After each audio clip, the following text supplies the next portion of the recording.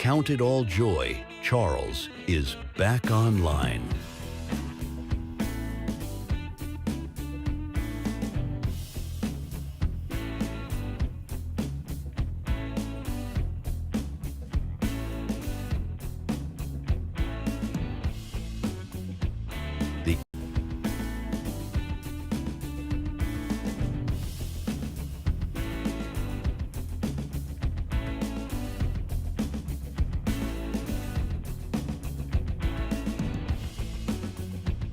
The Equally Yoked Show. Get yoked for free.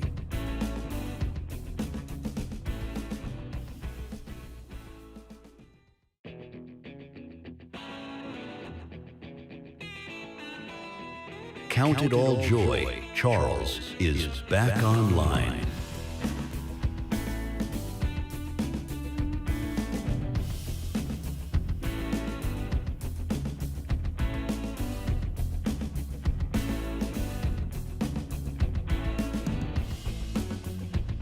The Equally Yoked Show. Get yoked for free.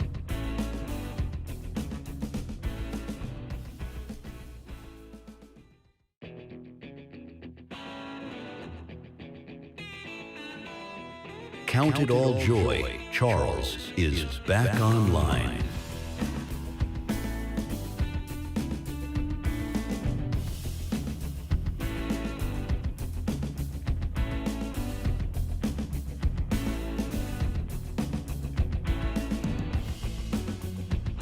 The Equally Yoked Show. Get yoked for free.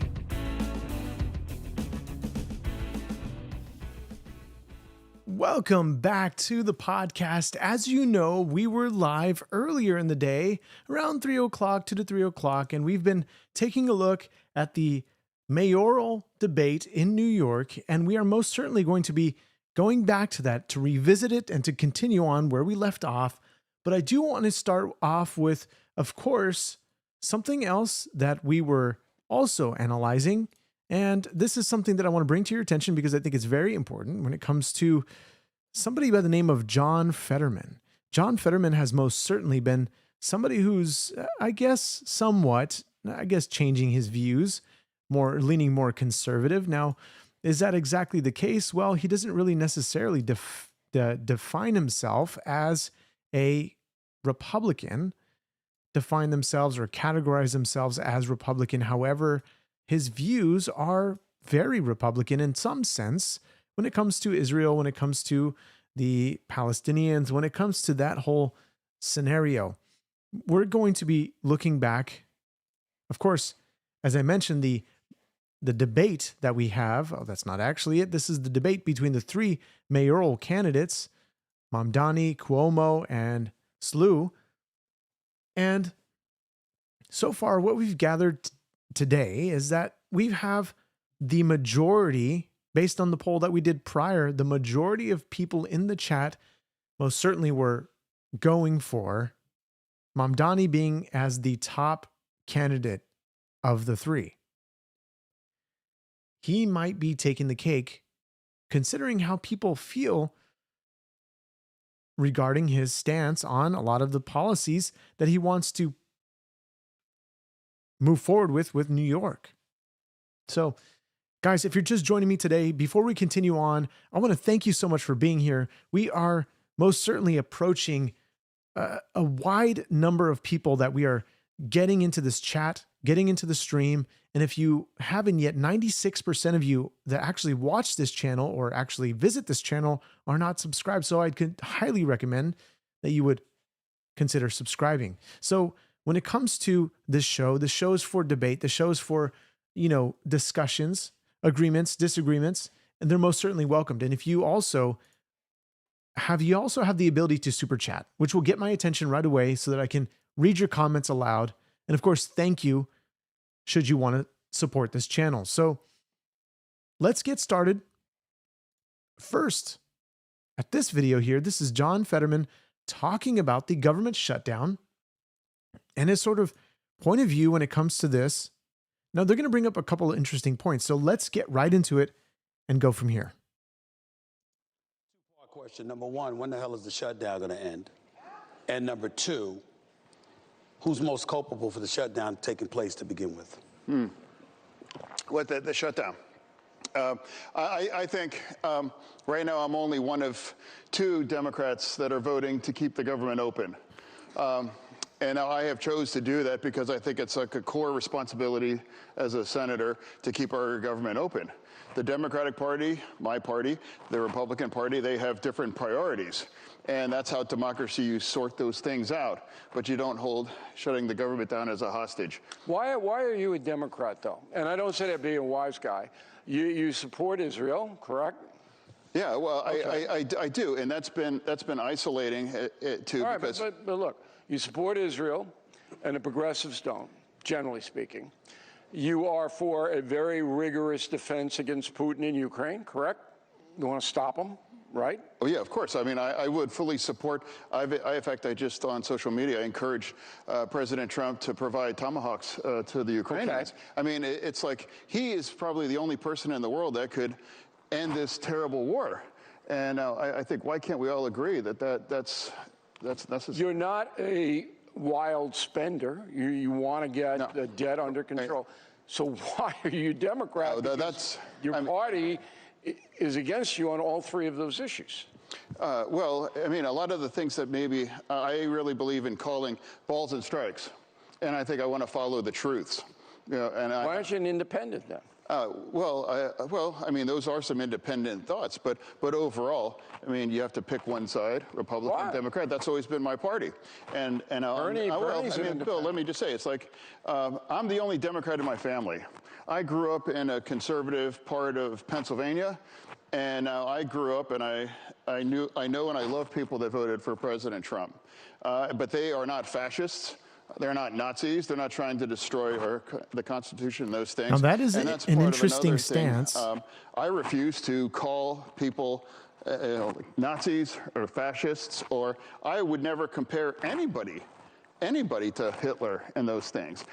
This is an interesting stance concerning the Democratic point of view from John Fetterman's, actually his point of view, rather, not the Democratic point of view, but his point of view, where a lot of left-wing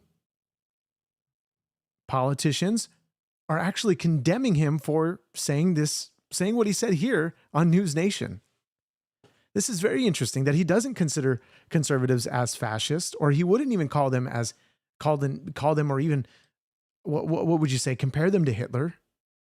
Let's go back. Let's hear that again in case you guys missed it. Pennsylvania, and I grew up and I Now, what's interesting that he mentions is that he grew up in a conservative household, Republican household. I know and I love people that voted for President Trump, but they are not fascists. They're not Nazis. They're not trying to destroy the Constitution and those things. Not and Nazis. That's part of another thing. I refuse to call people Nazis or fascists, or I would never compare anybody to Hitler. Which I find it weird that a lot of people in this chat have often referred me or compared me to Hitler. Well, why is that? Out of all honesty, I'm being very ignorant here in the fact that you guys are calling me Hitler in the sort of, what this actually means. What you're actually meaning behind that statement there. So otherwise, if you can clarify, those who have called me Hitler, who consider me Hitler, or compare me to Hitler, have done so in the chat, please explain further so I can understand what this point of view is when you're calling me Hitler. Is it in regards to the genocide that people are talking about when it comes to the Gazan civilians? I mean, we're not even getting to the fact that many people are not even commenting on the fact that Hamas is committing genocide in its own civilian population. I guess you could say genocide, maybe not so much, but public executions for sure. Gen Z most certainly does not have a clue who Hitler is. I don't think they've been well educated enough, but there is a range of people. Maybe most of the viewership here is actually indeed millennial, mind you. So the age group, the most of my age group is on the lower end, it's 18 to 24, I want to say. And then the rest is 25 to 33, or actually 33. The most of my viewership is 33 to 45, I want to say. But Gen Z is actually the least, more on the little end of my audience, which is interesting.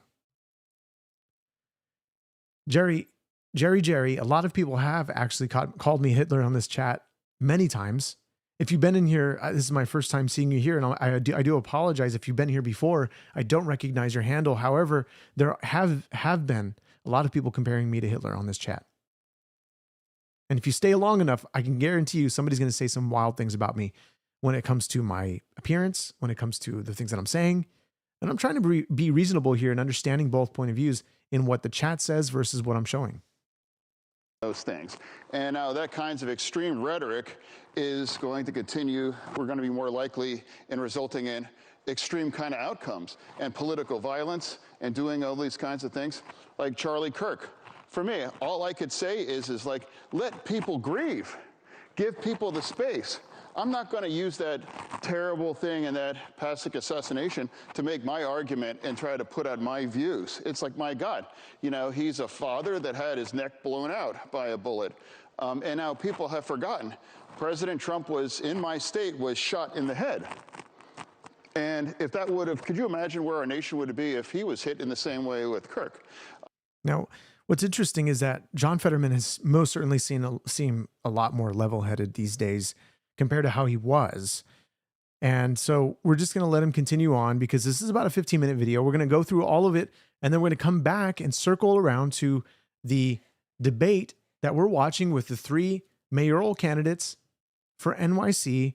We've gone over some of this in the earlier live stream around 3 o'clock today. You can check that out. You'll see the thumbnail that actually features the 3 of them. However, I did want to cover this video with Cuomo, or with John Fetterman, because he's bringing up some interesting points here concerning the sort of this government shutdown, his point of view on Republicans or conservatives. He's even talking about Charlie Kirk. Very unpopular with Democrats even mentioning that. We've seen Ilhan Omar, we've seen AOC, we've seen a lot of lack of empathy on the Democratic side concerning Charlie Kirk's assassination. Instead, like Jimmy Kimmel, you've had him saying that the murderer, the killer, the assassin was actually none other than one of MAGA. And of course, he had to retract his language when they put him back on air.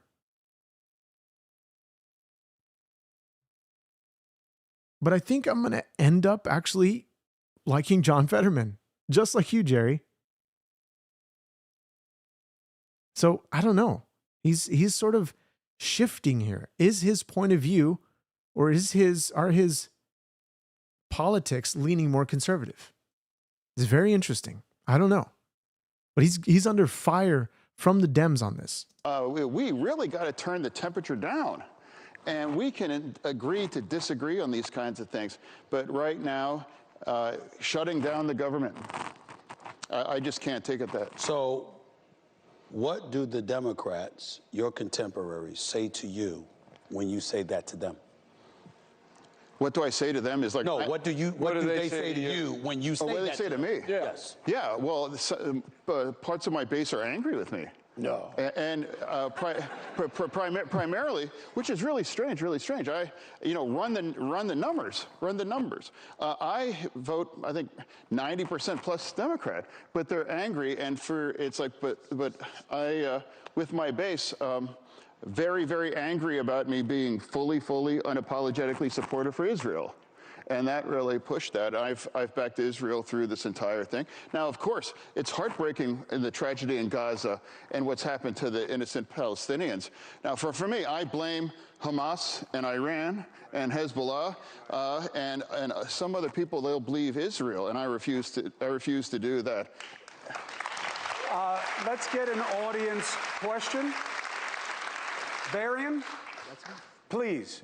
Where are you from, and what is your question for the senator? Good evening, gentlemen. Great to see you again. Darian Rajet from the great state of New Jersey. Drove down just to see you guys. I saw you guys at Westbury in Long Island on the 3 Americans tour, thanks to Bill, a few months ago. Pleasure to be here. So my question is about the leaderless, rudderless, dilapidated state of the Democratic Party at the moment. And I can say this as a Republican, I'm elated by that, but I also believe we do need two robust political parties in this country, at least.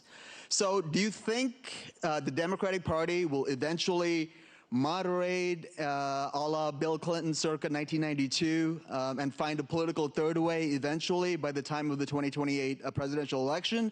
Or, on the other hand, do you think they continue down the sort of where the energy of the party is, right? The far left, AOC, Zohran Mamdani-esque trajectory nationally, and which, in my opinion, you know, is doubling down on stupid on the issues that cost them the 2024 election, and continue, as the august Bill O'Reilly would say, continue being pinheads. So that's my question. Excellent question, but I want the senator to answer. Do you see any moderation of the progressive wing of the Democratic Party? The question, you see the it. question was for the Yeah, well, I mean, by the way, Bill, so you know. I know he called you august, but the You hear question, something? the Is somebody question talking? was for the senator. My right? earpiece isn't working. Yeah, yeah. Who is this? I don't even know who he is. Please lean back. Go ahead, Senator.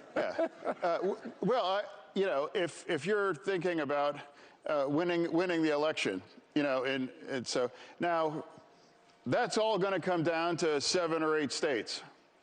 And that's really that matters. And I would like to remind everybody, because we all know that Trump ran the table, all of those kinds of states. And now you can't ever forget, these are the states that are going to determine who's going to be the next administration. And now a lot of the things, the extremism that people turned their back in 24, and that's how we kind of came up short. I mean, you know, I campaigned for thousands of miles across Pennsylvania for Vice President Harris. And it was going to be incredibly difficult. You could just feel the energy there. And people really have connected there at a very fundamental level. And that's what I tried to explain to my party. And I'm trying to explain to the party right now. It's like, this is why we lost. And this is where we need to be to continue to win for these things. And there are parts of extreme things emerging clearly on those things. And that's why I refuse to follow that, even if that is going to cost me support in parts of the base. Do you think Harris could have gotten a deal with Hamas? Well, I mean, you know, you brought up a good point. I think I was the only Democrat early on to give President Trump credit for the peace deal. Why wouldn't you? Do you I mean, think that's Harris could have gotten it? Well, again, I don't know. She's not the president. But where I'm at right now, it's like, ask any of the hostages or their families. They think President Trump was a hero and he deserves, you know, the kind of deal for that thing. I think that was really a remarkable development. Do you think Harris could have got him out? No. I think it's a silly question. It's a what? I think it's a silly question. Wait. Do you agree? Now, by the way, I think the term fascist is being tossed around quite heavily as of late. We've seen this term being used and is becoming more popular as people are utilizing it, because honestly, fascism, it really stems from Benito Mussolini. Of course, complete loyalty to the state of its leader, which I think this would imply complete loyalty from down to the citizenship, down to the citizen, meaning absolute or almost worship style of the leader, or an ultra-nationalist identity, right? Suppression of oppression. Of course, we want to support Trump and his actions, but of course, we can also call him out on the things that he's doing wrong. The government is meant to be small, not big and bloated. And this is what I believe the Trump administration, based on what they've asked or what they've said during their campaign, is to shrink the size of government. At least that's the goal.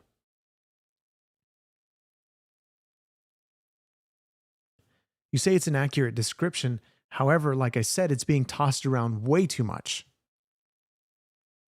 Because there's a sort of inflation in the meaning that people are utilizing this for any strong or any unpopular or any policy, centralized policy, is just called fascist. Exactly. So you're saying call him out on what he's doing wrong. But everything he's doing is fascist. Is that correct? You think both sides are corrupt? I can understand that. From either side, you can begin to look at what side actually is corrupt. But when you actually try to figure out who has the better morals in the sense of trying to save the most lives, which Trump is doing. Question, question, would Kamala even tried for a peace deal? Your question there is a little bit, little typos there, but I think I get the gist of your question. I don't think Kamala would even have tried to push for a peace deal at all. Absolutely not.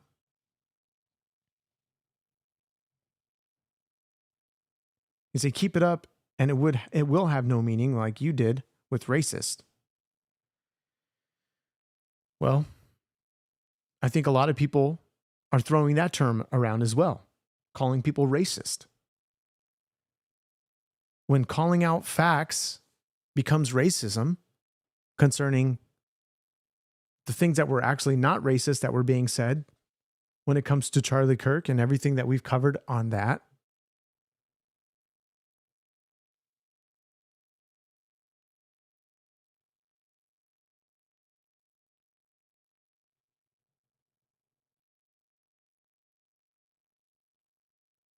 And you're talking about anti-fascist group being Antifa, going along with the same narrative that this is just an online group. But we've seen them in person in many of the ICE raids, or not the ICE raids, in many of the protests against ICE, the attacks on ICE. We've seen the kid who actually spoke, I forget his name, but he actually spoke during the meeting of Antifa, talking about that with the president and everybody that was around that table. How he's going out and filming himself, and a lot of these people identifying themselves as Antifa by their actions, by what they're doing. So this is not just an online group. But the anti-fascist, being labeled as a terrorist group, if you're considering the things that you're doing to attack our government, I'm not saying you guys in particular, but the things that people are doing to burn down businesses that people worked hard for.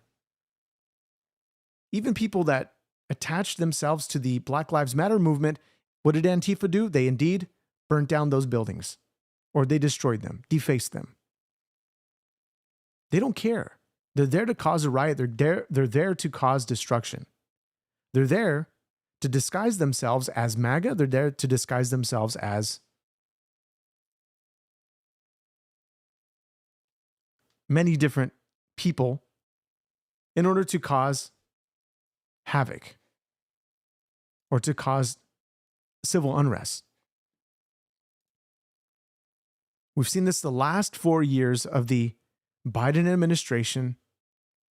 We've seen this leading up to the end of Trump's first term. That's a silly question. That's why they're Crazy. clapping. They're clapping because they... Security, right here. I think the most important point is just realizing who did it, not hypothetically or anything. I'm saying it's like, here's what happened, and there are actual members of my party that have refused to even acknowledge that this was significant. And that's for me, where it's like, hey, our politics might be different, but this was a significant development. Okay. And now also it's what Israel was able to accomplish. They had to neutralize Hamas, Hezbollah, Houthis, and Iran. And also another thing, the Iranian nuclear facilities. I mean, I was the only Democrat that supported, you have to destroy those facilities. Can you imagine if they didn't, Iran could be acquiring a nuclear bomb, who knows, within the next year? Let me say this. Out of respect to Kamala Harris, let me tell you why she deserves an explanation as to why I don't think she could have gotten it done. Because leading into the election, what was the problem? It was extreme capitulation to the progressive left, who were finding reasons to side with I don't want to say siding with Hamas. I certainly don't want to accuse them of that. But it just seemed like whatever they wanted, the left that wasn't far left was leaning more left. And so because of that, why should we believe that all of a sudden she'd get into office and she'd forget what she thought got her there? That's the only reason I'm saying that. Having said that, I'd like to get back to the person that asked the question, and I'd like to remind them that's part of the problem, respectfully, when you're calling them pinheads and going through all of this other stuff. See, that kind of name calling feeds into things. Yeah, but he did it in a funny way. Let me explain what yeah, it's a funny way. Wasn't malice. I didn't say he was malice. I didn't say there was malice. What I'm saying is that you have to take into consideration how the other side is going to react to it. When I think about the Democrats right now, you asked the question as to what change is going to take place. Will they change? Could they ever change? Well, a lot of that depends on the midterm election. If they lose the midterm election, they'll change. They got no choice if they want to have a shot in 2028. If they don't, they get blitzed like they did in 2024. Then guess what? It's going to incentivize them to change. So it all depends on the midterm election. Did you hear what he said about the Mets? Come on, you're crucifying them. So if I didn't crucify him. He and I just waved at each other. No, if he ain't crucified. The only person that's using that word is you. If you feel that the other side, with the other team or whatever, and I want to get your opinion on this, is doing something bad for the country, then you go after them, right? Yeah, well, it's like that's why shutting the government is really what the Democratic Party wants to do. And I follow country, then party, and it's the wrong thing for the country in a period of chaos. I refuse to vote to shut our government down. I absolutely would love to have.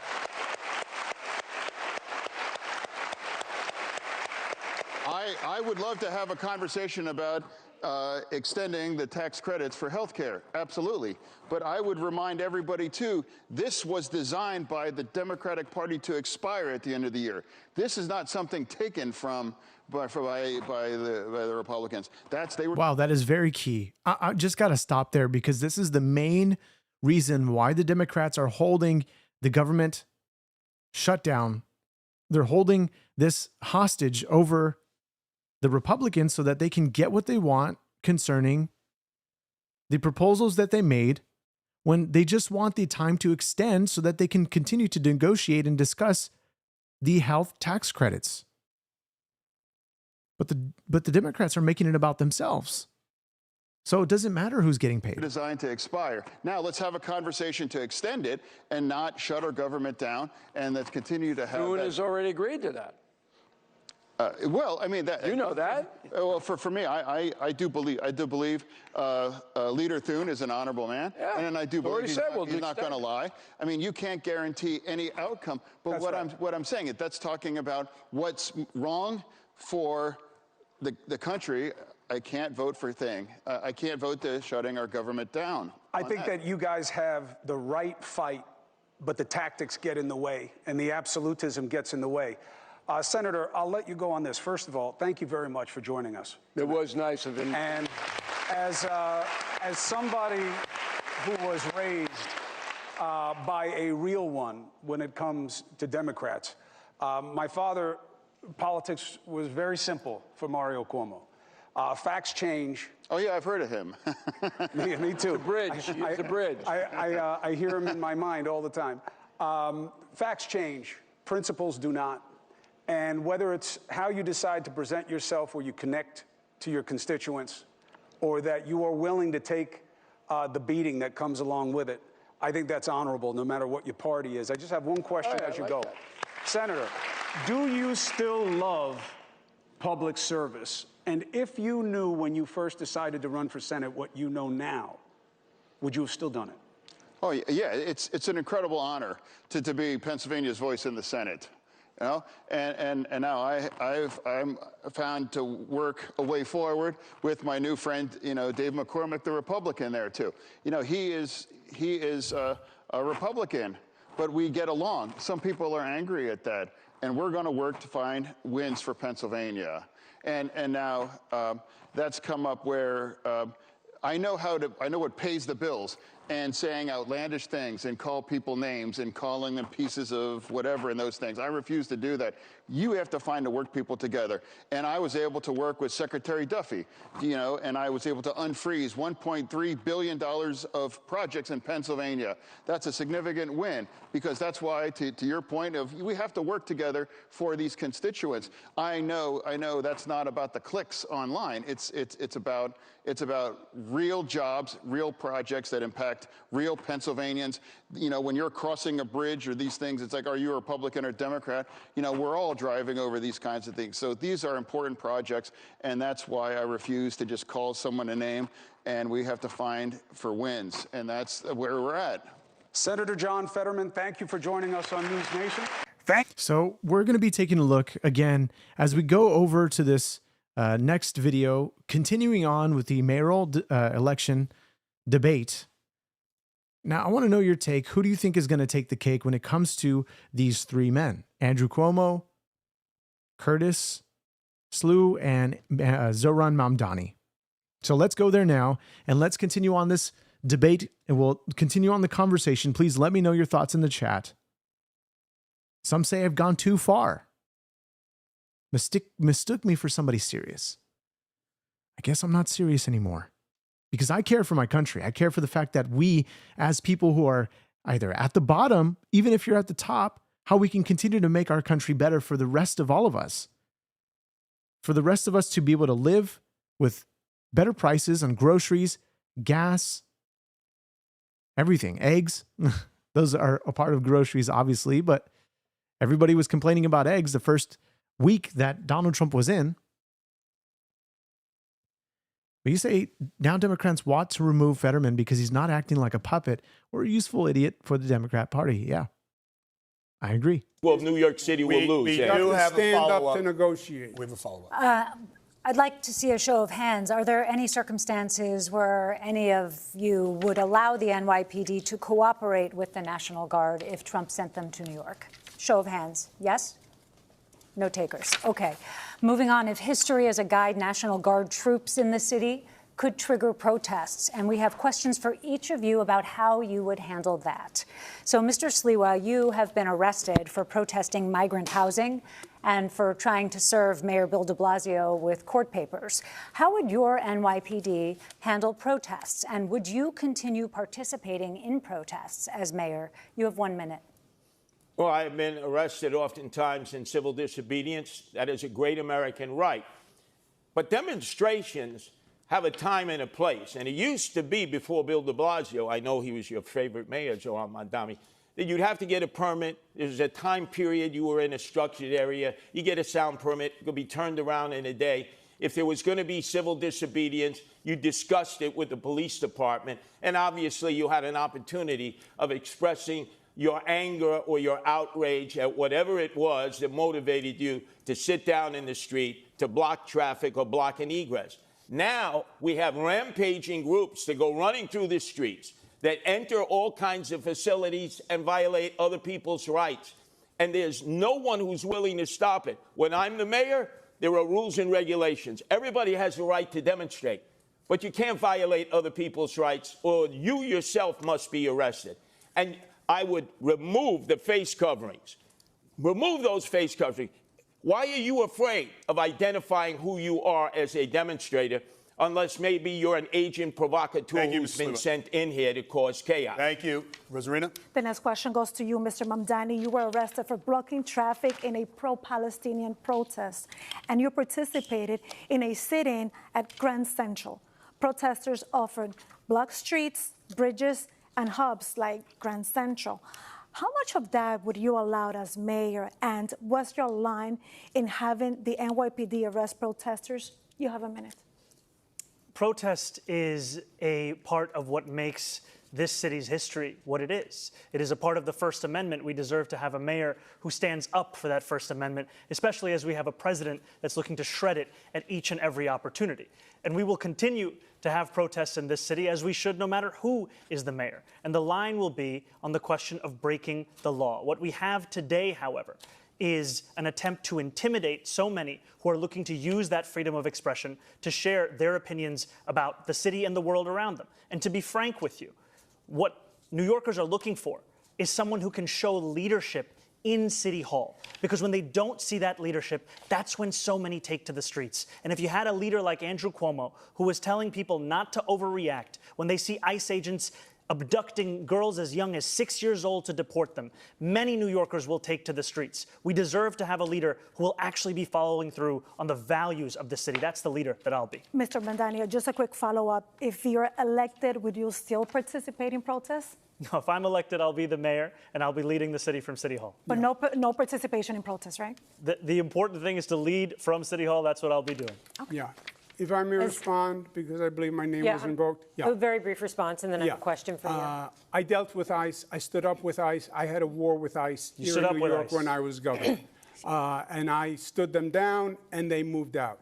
What the Assemblyman is saying is, he doesn't believe in law and order. He believes in defunding the police, disarming the police, disbanding the police. That's who he is. Abolish jails. Sorry, I have a question for you. Okay, 15 seconds. Very rebuttal, quickly. Mr. Mandani, and then we do just 15 seconds because we have a question for Mr. Cuomo. Mr. Cuomo lies again and again and again. I am not running to defund the police. I am running to actually work with the police to deliver public safety. Andrew Cuomo says that he has stood up to ICE. He has not said a word about the abductions that are happening right now. He's referring to a previous comment you made, and we will get back to this. But Mr. Cuomo, a question for you. It's a comment he made. Is the operative language. Yes, I understand. I said that. As governor, you put the National Guard on standby during the George Floyd protests. You didn't deploy them. As mayor, talk about how you would balance the right to protest with maintaining order in the streets. The right to protest is a sacred right. There is no doubt about that. But the law is the law also. And you have New Yorkers now who are afraid in this city.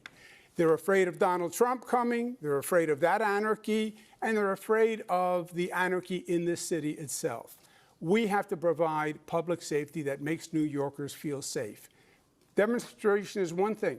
Violating the law is something else. Blocking public transit is something else. Stopping students from going to class is something else. Harassment, intimidation, that's a hate crime, that's illegal. Enforce the law. Respect the police. They're not racists. Now, prior to this, they were talking about the police, and would they? I think this might be coming up. Actually, I'm not sure exactly. Maybe we already passed it. I believe we did pass it when they're talking about the fact that should they add more police, or should they take away more police, or should we keep the same amount of police in New York? Mamdani said something to the effect of, "We're going to keep the same amount of police. We're not going to add any more police. And we're actually facing a turnover rate crisis because they're not being able to do their job effectively." But why do you think that is? Do you think it's because they don't have enough police officers to call for backup, or to be able to handle the other many different tasks as California was, which I know personally, many officers that work in California, either as chaplains or actual officers or even retired, who are still in contact with many in that field, where they're talking about the fact that a lot of these guys are working second shifts and third shifts. This is in California. Give the police a raise? Yeah, 100%. I mean, we're talking about those who are acting according to the law, not going against the law, not acting very aggressive in ways that they shouldn't. Now, they have special training to be able to make sure that somebody isn't going to harm them. There's a guy who does an excellent job at this, and we'll go over some of that in a moment, but let me continue playing this. As the Assemblyman calls them, they're not a threat to public safety, as he says. They're not anti-queer. They are here to protect New Yorkers, work with them, fortify them. You know, that's ironic that you say that now, I'm sorry, Andrew Cuomo, because when you were governor for 8 years, your parole board released 43 cop killers back into the street. Okay, your father, when he was governor, released none. I knew Mario Cuomo. You know Mario Cuomo, Andrew Cuomo. You released cop killers. Don't say you're pro-police. Do you want to respond briefly to the comments that Mr. Cuomo raised about things you've said about police? You can do a brief response to that. I have been clear time and time again that as much as Andrew Cuomo wants to bring up tweets from 2020, which is around the same time that he was sending seniors to their death in nursing homes, I am looking to work with police officers, not to defund the NYPD, looking to ensure that officers can actually do one job when they're signing up to join that department. But he's not the many jobs we're asking them to do today. He was specifically with the mental referring to health comments crisis. you made. We will come back to that, but we're out of They are time. wicked and gentlemen, corrupt candidates, and racist. we're moving That's on. what you Thank said. you. Your words, your words. We're moving on. Thank you. Despite record low crime numbers, polls show that crime remains a top concern for New York City voters. Now, the guy I was mentioning was Breaking Barriers United, the guy who has his own YouTube channel. You can check him out there. He actually has a series where basically he takes people, civilians, and takes them into to scenarios where they can then be in the position of the cops on how to react fast, or rather, will they react as a cop would? And they're based on real life scenarios that cops have had to deal with. Very interesting. So Breaking Barriers United, that's Ryan Tillman. Check him out. His podcast, his YouTube channel, absolutely phenomenal. I'm going to put it in the chat and you guys can take a look at that because he goes over what police are trained to think through when it comes to all of this. The three of you have very different approaches to crime fighting and how to manage the NYPD. We want to get into your plans. So we'll start with this question. It's a two-part question, but it's short. How will you make the city safer? And how will you change the NYPD? You'll have 1 minute. We begin with Mr. Cuomo. I would add 5,000. Well, let's take a step back. Remember what happened. The far left, the socialists said defund the police, defund the police. They took $1 billion out of the police. The NYPD is now down at one of the lowest levels in modern political history. I would add 5,000 police, put 1,500 in the subways, raise the starting salary because you can't hire them. You can't even fill a class right now. And you have to add additional police officers because the attrition rate is so high. Part of that is going to be saying to the NYPD, I respect you. I don't think you're wicked, as the Assemblyman said. I don't think you're corrupt. I don't think you're racists. I value you. I will have your back. I'll be a mayor to work with you. That's how you're going to get the police to apply for the jobs. And then we have to work on the relationship between the community and the police. The police can't police the community. They have to police with the community. You're up next, Mr. Sliwa. This is amazing. I'm standing here with my two adversaries, both of whom have threatened to defund the police. You, Andrew Cuomo, during the summer of 2020, you said, if you don't reform police departments, I'm going to defund you. And you certainly said that, Zoran Mandami. We need 7,000 police. We only have 32,500. The problem in recruiting police, which neither of you are addressing, is that their insurance was stripped from them. The state, you did nothing when you were governor, and here in the city, 2021, the city council and Eric Adams did nothing. They don't have qualified immunity, which you benefited from, Andrew Cuomo, with the 13 lawsuits filed against you for sexual harassment. Tom DiNapoli says we're paying out $60 million. Why? Because you had your qualified immunity as governor, and yet people have stood by as police have lost their insurance that all civil servants have. That's why you can't get recruits in, because they're not insured. I will return their qualified immunity because they need to be protected like other civil servants. That is not New York State. It's New York City on the qualified insurance, qualified immunity. It's not insurance at all. You are entitled to free legal counsel, which is what he's referring to. Yes. You have spent. Yes, but it's New York City that has revoke qualified immunity. It's not insurance. It's qualified immunity. It has nothing to do with insurance. Okay. So that protected you in all these lawsuits. And yes, the lawsuits, because there was a report filed. I said it was political. It turned out to be political, and that's why all 13 women were lying. Come on, Andrew. All 13 women were lying. After 5 years. A state trooper too? Yeah, after 5 years, 5 DAs, 5 years of litigation, I was dropped from the case. Mr. Mamdani, how will you once make? in a while. Okay, Mr. Mamdani, how will you make the city safer, and how will you change the NYPD? Thank you. This is the concern for so many New Yorkers, and I'm proud to have a comprehensive plan to bring new ideas to this city. If you want more of the same, vote for Andrew Cuomo. If you want an actual approach to lower crime, doing the hand chop. look at our Department of Community Safety. That is something that has been hailed by experts as addressing so many of the pieces of why New Yorkers are not feeling safe today. We will ensure that no longer are police officers asked to do the job of both policing and responding to the mental health crisis. We will have dedicated teams of mental health outreach workers in the top 100 subway stations with the highest levels of the mental health crisis and homelessness. We will ensure that cops can finally go back to the response times they used to have in 2020, closer to 11 minutes, as opposed to the closer to 16 minutes today, because they won't be asked to respond to the 200,000 mental health calls that are coming in through 911 every year. This is evidence-based. It's been successful elsewhere in the country. It's time we deliver it right here in New York City. It's time for a change. Thank you, Mr. Mamdani. Zora Mamdani, we already had it. It's called the Homeless Outreach Unit. I'm sorry, this of is not cops free and for all. We mental have another health question care for Mr. officials. Mamdani. And Bill de Blasio funded them by taking $1 billion out of the budget. Thank you. Excuse me, Mr. Mamdani. We're going to talk about disciplining police officers. The civilian watchdog that investigates police misconduct regularly recommends discipline for cops accused of wrongdoing, but the police commissioner often overrides them. You want to change that policy so that the board has final say. Please explain to viewers in 30 seconds why you believe the police commissioner should no longer have that final say. What I've said is that I think it's time to remove much of the politics out of the question of accountability. We have the Civilian Complaint Review Board, which, as you said, studies, assesses, and investigates into complaints of abuse and the violation of the law.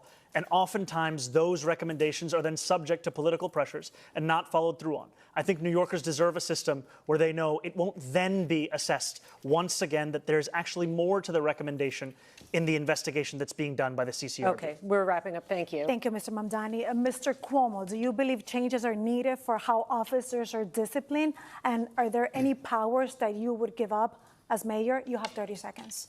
Yeah, I would not remove the police commissioner from the CCRB. I'd leave it with the police commissioner. I think Commissioner Tisch is doing a very good job. I would trust her. The difference between me and the assemblyman is he doesn't like the police. That's why he won't hire more police when everyone else says we need more police. He wants to use social workers on domestic violence calls, which are very dangerous. And he's told you what he thinks. He thinks the police are racist, wicked, corrupt, and a threat to public safety. Thank you. Those are his words. Very quick. Mr. Mamdani, very quick. Well, look, I do want to say that's good for you, Heavy Middle, that you are a male nurse there, and not there in New York necessarily, but if you do live in New York, that interesting take there that you would go in their stead to take the pressure off of the police. And of course, with training, which I would say with training with firepower if needed, because it can get very, very crazy. It can get very crazy when you're dealing with possibly putting yourself in a dangerous position, not necessarily needing to use it, but having that as a backup or even some type of protection. What if even if that's not a firearm? So very honorable for those who want to step up and help the police. But that's what they're there for. Ultimately, they have the training to do this, to take them and to also put them where they belong or where they need to be. So they would take them to you. They're just doing their job, but they just need the ability to do so with the help of backup. More police officers. That's never a bad thing. More police equals less crime. You allow them to do their jobs. Even better, pair you with an officer. Have a special unit, just like a chaplain would. Just like they have chaplains on the job, these officers would get paired with the chaplain, and gosh, how great. Andrew Cuomo is a politician of the past, and all he can speak about are the tweets of the past in 2020. Those are tweets which I have apologized for to New Yorkers and police officers directly, and they are not what I am actually running on. No, but you're incapable of actually Mr. speaking about the platform that we have here, Mamdani, which is one that will keep New Yorkers safe. Can we just quickly ask you, because I think what some people feel they haven't heard from you, we hear you saying that you don't believe that anymore and you've apologized. People have not heard you sort of describe the evolution of your thought, how you got from there to here. You know, growing up in this city, I would think often about safety and justice and the ways in which that relationship has been irrevocably harmed. When I learned about the exonerated five, when I learned about Sean Bell, when I learned about Eric Garner, when I learned about Michael Brown, and then in 2020, when I wrote these tweets, learning about the death of George Floyd. And that was a moment where it felt as if the distance between these two ideals had never been further. And in becoming an assembly member and serving and representing more than 100,000 people in Queens, learning that to deliver justice means to also deliver safety. And that means leading a city where you recognize the bravery of the men and women who joined the NYPD and put their lives on the line. Yeah. It means representing the Muslims who were illegally surveilled in my district and the black and brown New Yorkers who've been victims of police brutality. So Mr. Sliwa, you've been out there, you've been on the trains, and I would like to know if you believe changes are needed of how officers are disciplined. Let me just suggest, Zoran, what you've suggested. Zoran Curtis. Zoran. Thank you. Excuse me. Appreciate Let me just suggest what you have proposed with this new police outreach unit will endanger women and children in domestic violence situations. I know I've been involved in so many of them with the Guardian Angels. They will be killed. They will be maimed. Number two, in dealing with emotionally disturbed persons that I have dealt with for all my years as the Guardian Angels, you need trained professional police officers. Yes, you can have mental health workers with them. Thank you, Mr. Sliwa. But that has been suggested. It was done before by the homeless outreach unit. And the guy you thought was the best mayor, Bill de Blasio, disbanded Mr. Sliwa, thank you. Brief response? To be very clear, the Department of Community Safety is not about responding to calls of domestic violence. We are speaking about mental health crisis and the homelessness crisis. These are the focuses of the work that they will do. All right. Okay, so I do want to point something out because of the poll that we have running. Get your votes in at the last moment that we're going to end this poll. 84 votes thus far that say, do you think Mamdani, which is the guy you're seeing on screen, perfect pause to, I didn't even plan that, but I have to read this. Zoran sounds ominous, like a Marvel villain. Zoran the Destroyer. Oh yeah. You know, I thought about that too. He seems like he would be the mayor in the Batman series. And now Bruce Wayne has to, basically reveal how dark his network is, being the newest mayor of New York. I've played this scenario in my mind before, and it's absolutely funny. But a lot of you actually say 50, so far 60% actually. Okay, the numbers are moving. 90 votes, keep going. We have 58% say no, 42% say yes. In the last broadcast, this is interesting, in the last broadcast we did earlier in the day, actually is actually insane because that number was an astounding yes. In the sense that those who would actually vote for Mamdani, from the three that are here in this debate. So I find that very interesting. Very interesting. Many have said Zoram is the best candidate. So we're going. A lot of votes are hitting in. I'm going to let it go for a little bit, a moment longer. Keep going. Keep those votes in. We're going to keep this going a little bit longer on this chat. And then we're going to continue on. I'll end the voting poll in a moment. We have other questions for that a little later in the debate, but we want to just change the pace a little bit, candidates, switching gears to the high cost of living in New York City. To kick us off, we have a few quick pocketbook questions that New Yorkers wrestle with daily. So we want to know how much you spend a week on groceries. We'll begin with you, Mr. Cuomo. Depends how many times my daughters come over, but probably about $150. Okay, Mr. Sliwa? Oh, I'd say about $175 with a gallon of milk, now $5 and always rising up. Loaf of bread. Simple loaf of bread that used to be 99 cents. It's like $3 now. Thank you. The price is too. Mr. Sliwa, it's thank too you. costly. It's a brief answer. Thank you. Mr. Mamdani. Yeah, I actually agree with Curtis on that. It is too costly. Now that eggs are down to less than $4, though, my average spend every week is about $125, $150. All right. I wonder if these guys live alone. That's quite low. It's quite low. That number reaches close to 200. I don't know the prices in New York, but California out here, the prices are pretty high. Depending on where you shop at, the prices can get up there. You can get close to 200, even over 200, no problem. Easy. What are you guys paying for your groceries? I'm curious. Our bills are hitting up to $200 weekly, if that. I'm sorry, was this monthly? Was this weekly? I think this was weekly, right? I didn't catch that. How much are you guys spending weekly on groceries? That's my question. I'm going to end this poll here as we end on the stream, or as we not end on the stream, but as we end on this screen of Mamdani on the post. He's the one you're seeing on the top of me. But do you think Zoran Mamdani can run New York City?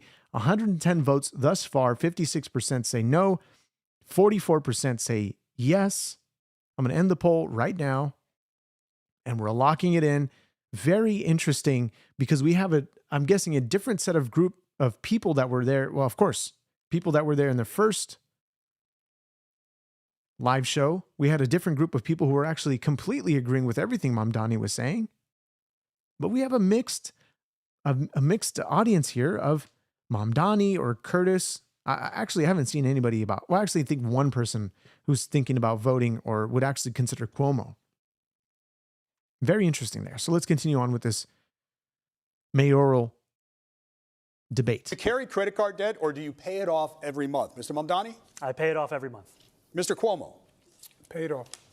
Mr. Sliwa? I don't have a credit card. I have a debit card. And for the record, what is your monthly rent or mortgage, Mr. Sliwa? About $3,900. It's not subsidized there. So Mr. Mamdani, what is your monthly rent or mortgage? $2,300. Mr. Cuomo? He has a rent-stabilized apartment that a poor person's supposed to have. Mine is about $7,800. We are actually getting to that. We're going to cover that subject. But Sally? Thank you. We're going to talk a little bit more about the runaway rent in this city. Mr. Mamdani, you're pledging to freeze rent for nearly 1 million rent-stabilized apartments. That really affects less than half of all rentals in the city. What is your plan for those who aren't in stabilized apartments but are struggling to pay the rent? What are you going to do for them? Well, I'm proud to say that yes, will freeze the rent for more than 2 million rent-stabilized tenants, and I will also build 200,000 truly affordable homes across the 5 boroughs over the next 10 years to ensure that tenants, whether rent-stabilized or market rate, can actually have more housing such that they are not being priced out of this city. And finally, I'm also going to make it easier for the private sector to build housing in this city, because what we see today is that it's not labor, it's not materials. I'm sorry, guys. I'm not sure what went down. I think I accidentally stopped the stream. That might have been my fault. Sorry about that, guys. So what's interesting, I did have to stop here for a moment. I mean, now that we kind of screwed things up here, that was my fault, my bad.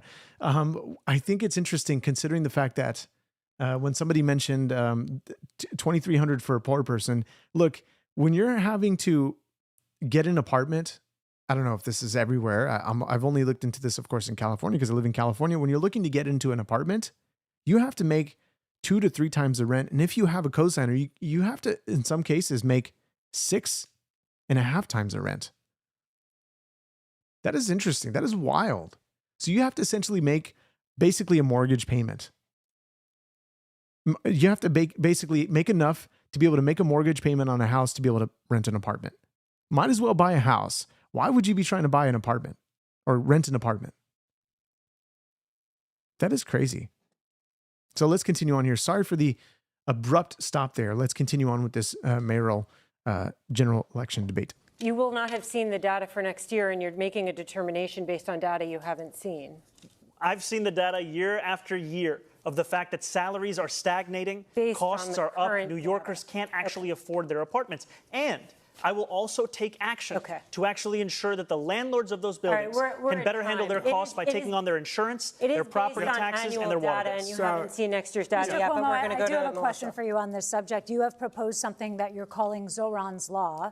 You think that Mr. Mamdani earns too much to live in his rent-stabilized apartment, though I should note that there are no income tests for rent-stabilized apartments. But critics say your plan would force people to pay too much of their income towards the rent. So if you think Mr. Mamdani is gaming the system, what about the other New Yorkers, thousands of them just like him, who earn similar salaries, who are living in similar apartments? Okay, just to follow up on what Sally was saying, because she's right. This is not a new plan that the Assemblyman is talking about. It's Bill de Blasio's plan. It was called Freeze the Rent. Bill de Blasio says The mayor can't say legally he's going to freeze the rent. There's a rent guidelines board. There are certain considerations that have to be looked at. You're right, Sally. You can't say today what it's going to be in 4 years. Also, freeze the rent only postpones the rent, because then you have to have an increase to cover the costs. Otherwise, the building is going to go bankrupt. And it does nothing for the majority of renters who aren't in these rent-stabilized units. There's nothing for NYCHA. There's nothing for homeowners. There's nothing for people in black-brown communities who are getting priced out. I was the HUD secretary. I built affordable housing all across this nation. I built affordable housing in this city when I was in my 20s. I know how to get it done. I will get it done. On the rent-stabilized units, what I'm saying is those are the precious units, and we should keep them for the most rent burden. We have to move on. But I have a question for you. No, sorry, he invoked me for much of that question. Just a very brief response here. Very brief. You know, you've heard it from Andrew Cuomo that the #1 crisis in this city, the housing crisis, the answer is to evict my wife and I. He thinks you address this crisis by unleashing my landlord's ability to raise my rent. If you think that the problem in this city is that my rent is too low, vote for him. If you know the problem in this city is that your rent is too high, vote for me. If I understand it correctly, Sons of millionaires need subsidized housing. Would not evict Mr. Mamdani. It would not evict it. It would apply to people applying for apartments. But the tenant advocates. It would evict no one. This it would be an income limitation. We have to move on. I have a question for Mrs. This is like a spat in the schoolyard. Let me suggest. Mrs. Sliwa, Rosarina has a specific question for you on this. Yeah, well, I wanted to talk about affordability and obviously address that issue. So you've proposed, Mr. Sliwa, plans that would make a point of talking about the struggle of renters and property owners. Describe your plan to help renters and landlords. Well, first off, we have 6,000 available apartments that a mayor controls in NYCHA, and they've been empty for years. That you address #1. Then we talk about senior citizens who are living here. My whole goal is to improve and not to move. I'm concerned about the seniors, especially those that own homes. If they're 65 and make less than $250,000, no property tax, because the property tax is way too high. We need to cut it in half to keep people who are here. And then in terms of rentals, we have affordable housing that can be built in these huge skyscrapers. You see them all throughout Manhattan and in northern Brooklyn and in Long Island City, which we have 25 Empire State Buildings full of commercial space that will never be occupied for office space. We should be converting them into affordable apartments. They're in dense areas. The infrastructure can support it. I'm the only candidate here who's against the city of yes that would destroy residential neighborhoods. I have to interrupt you because we have a programming moment right now. We're about halfway through the mayoral debate. Channel 4 and Telemundo 47 will return to regular programming, but we got a lot to get to, and you can continue. All right, so we're going to continue on here as they do their little, I don't know. I think this is probably going to go all the way through. I don't want to play any ads that I can't air on here, that I don't want to air. I don't want to advertise it for anybody else that I'm not authorizing. But otherwise, let's take a pause for a moment. And we got these three, not the ones that you're seeing. This is the panel of those who are hosting the debate. And so when it comes to these three of these mayoral candidates, do you guys really think that they're actually a best fit for New York? I don't live in New York. I don't know the sort of ins and outs of the city. I've only visited literally once, and it was okay. It wasn't the greatest experience. I couldn't say for certain. I was there for about a week. And otherwise, I do have some concerns over Mamdani, as he is the top candidate that is likely to win the mayoral race in the coming elections. So when it comes to the things that he's saying are free, he's actually taxing the wealthy. He's taxing them to, and a lot of people say, screw the wealthy, just tax them, just whatever, right? However, we can talk about all these things. There's a lot of nuance to it, but he wants to take the wealthy, tax them more, about 2% more, so you can fund for these different things. However, I don't think we should be putting ourselves in that mindset, in the poverty mindset, where we want to stay poor. We want to most certainly grow businesses. Obviously, with what we have, what we're given, in the country we live in the state we live in, how we can best and effectively how we can live a better life in America. Because me being an American citizen, me living in California, rent is too high. A price to buy a home is too high unless you go out, Inland Empire area, Hemet, San Jacinto. You go far, far to Visalia, Bakersfield. Then you'll find reasonable house prices. But even then, where are you going to live next to? Nobody, no family. You can build your own family out there, sure, but it becomes harder to live when there's no family around. You just have to build friends, build your own family. That becomes tough for a lot of people that want to stay close to family. But how can we get it to a place? How can we get California? How can we get New York? How can we get these high, cost of living cities to be, of course, affordable? Now, these are most certainly the cities that are top in bringing in a lot of money, where the rich mostly live. I mean, I could be wrong in that statement, but we have places like, I couldn't even name them for you, Beverly Hills, places that, where's that other place? I'm trying to think. My mind's bringing a huge brain fart right now. But otherwise, where the rich begin to settle their companies, even then, well, a lot of them, they're starting to move out of these states and moving to Texas, moving to Arizona, because it's getting far too expensive to have their businesses in California or in LA or in New York. It's not cost effective.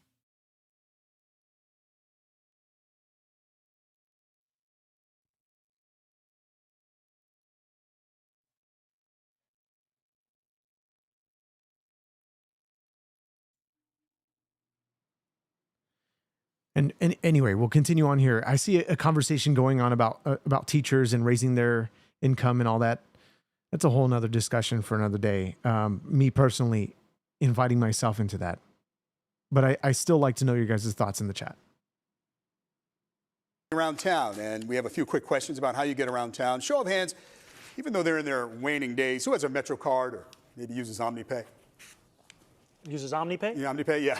Metro card, I mean, I have one, but I know I'm hanging on to the last moment. So you're on the subways, Mr. Sliwa. What do you use? I'm just curious. If you don't OmniCard. In fact, I got a whole batch. Okay. I'm in the subways, I'm in the buses, and the express buses. Okay. The only candidate who rides mass transit every day. When you need to get somewhere fast and you can't take the train, do you hail a taxi? Do you use rideshare? Mr. Sliwa, what do you do?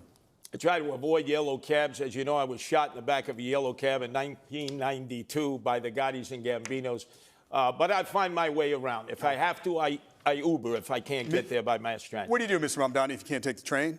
I would either take a cab or ride a bike. Mr. Cuomo? I will take a cab, Uber. Okay. All right. Thanks, gentlemen. Sally? Thank you, David.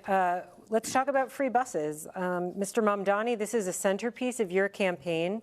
Can you explain how you will make buses free? You have 30 seconds to answer. Absolutely. We will make buses free by replacing the revenue that the MTA currently gets from buses. This is revenue that's around $700 million or so. That's less money than Andrew Cuomo gave to Elon Musk and $959 million in tax credits when he was the governor. And the reason that we will do so is that making buses free doesn't just provide economic relief, but also public safety. Because what we've seen is that it decreases assaults on bus drivers by 38.9%. New Yorkers deserve more than the slowest buses in the country. I know that because I was on the M57 not too long ago, and its average speed is 4.9 miles an hour. We're at time, though, but the question is how you'll make them free. We will fund the revenue that would have otherwise been brought in from fares, and that's something that we would do in partnership with Albany, and I've put forward two proposals. The first is to raise taxes on the top 1% of New Yorkers by 2%. That would raise $4 billion. The second is to raise the state's top corporate tax rate to match that of New Jersey, which would raise $5 billion. We're going to move along, but I just want to point out to viewers that Governor Hochul has opposed raising the income tax.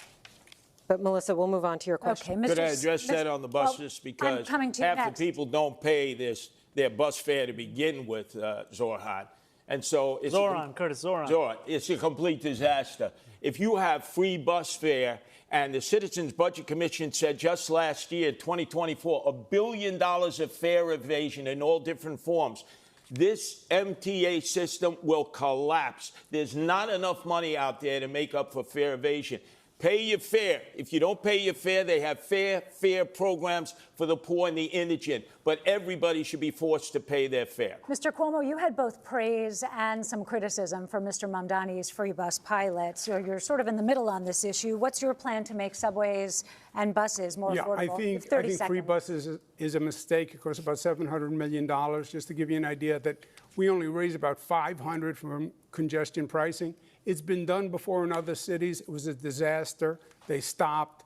They basically became mobile homeless gathering places. What I say is free buses for working families who can't afford it and free subways for working families. But don't subsidize rich people on a bus. It's been tried and it's failed. Mr. Mamdani, can you just respond quickly on the point about the mobile homeless gathering places? You know, this is something that we heard when we were fighting to make buses free in Albany when we delivered the first fare-free bus lines in New York City history. And what we saw is when we made one bus route free in each borough of New York City, there was no increase in homelessness on those buses. There was no increase in fare evasion in the surrounding area. What there was an increase in ridership of up to 38%. Thank you, Mr. Mamdani. Candidates, maybe we can dig deeper on this and get a sense of how all of you would pay for your big ideas. Mr. Mamdani, we'll start with you. We've obviously been talking about free buses. You've talked about free childcare, city-run grocery stores. So essentially, you're proposing about $10 billion in new spending. And as you've indicated, you want to pay for it with tax increases. But as Sally pointed out, Governor Hochul said no to raising income tax on millionaires. So tell New Yorkers tonight how you're going to pay for all of this in 1 minute, if you can. Look, a lot of people have called even my campaign a non-starter when we first began. And now I stand before you proud to be the Democratic nominee who got the most votes in city primary history.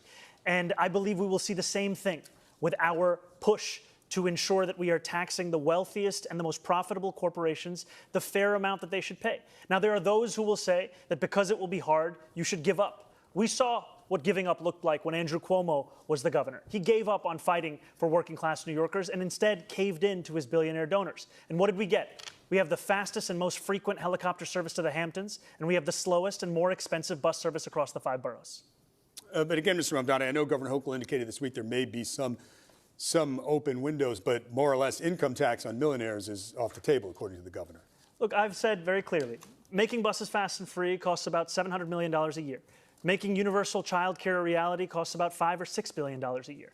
If you raise the state's top corporate tax rate to match that of New Jersey, you'd be raising $5 billion in and of itself. I have a couple of follow-ups. Mr. Sluber, you're next, but I have a couple of follow-ups. I would just add one additional thing. We have also put forward a plan to save money here in New York City with $1 billion in savings through procurement reform, through following the independent budget office's assessment about hiring more fiscal auditors, and in actually collecting the fines and fees from bad landlords across the city. Just a quick couple of follow-ups. If you could find some of the funding, but not all of it, which of your priorities would come first? What would be the first among equals that you would try to get done? Well, freezing the rent doesn't require any fiscal infusion, so that will be something we'll be pursuing immediately. And universal child care, after housing, is the second cost. Child care is the second cost pushing New Yorkers out of this city. $22,500 a year is the estimate we've seen. Okay. That will be a priority for us. And I just want to know if you could get the money and funding elsewhere, would you drop the call for the tax increase? Absolutely. The most important thing is funding these agenda items. I think these are the two most important and straightforward, direct ways to do so. But if the money comes from elsewhere, the most important thing is funding. Melissa has a question for Mr. Sliwa. Mr. Sliwa, you've been talking about cutting taxes and spending. So what is your plan, and how would you pay for your programs like 7,000 more cops? Well, Zoran, boy, your fantasies are never going to come about in terms of funding everything you want that's going to be free, free, free. It's a fantasy. Let's deal with the reality. 7,000 cops. You already have a plan in Boston where you pay for taxes in the future. This is a great plan in which universities and others who have bought up properties that are now taken from the real estate market and taken from property tax pay. We could raise $1 billion from Columbia University, NYU, that are in the real estate business, and Madison Square Garden, your friends, Andrew Cuomo, Jimmy Dolan, who pays no property taxes. That's how you raise $1 billion to get 700 police officers trained, vetted, and out into the streets in the 5 boroughs. And then the police will be on the subways, and they will be patrolling the old-fashioned way where they're needed, going up and down the moving subway cars where people want to see the visual protection, especially women who are being assaulted, perved, and like we saw this morning on 86th Street, a woman with a gun to her head, an armed robbery because you don't have enough cops. I have a question for you in this topic, and let's talk about history, because as governor, you raised and cut taxes. Now you're proposing some tax relief. What's the price tag for your proposals, and where will you get the money for example, 5,000 new police officers? You have a minute to answer. I think Sally's question was very well taken. The Assemblyman's whole plan is based on a myth. He's going to raise taxes. Albany's going to raise taxes statewide on corporations, but the money's only going to go to New York City. That could never happen. It's not just that the governor wouldn't support it. It's impossible. He said he's going to raise the taxes the same as New Jersey, corporate tax. No, it would be double the tax. You would see New Yorkers on 995 fleeing to Florida. We would be alone. So you have to be realistic with revenue. You have a $115 billion budget. You have to go through that city budget and find savings. I started the state, which is double the budget of the city, at a $10 billion deficit. I closed it and added services. And we can do the same with New York City. Governor, as mayor, you would not increase spending in the New York City budget? Yes or no?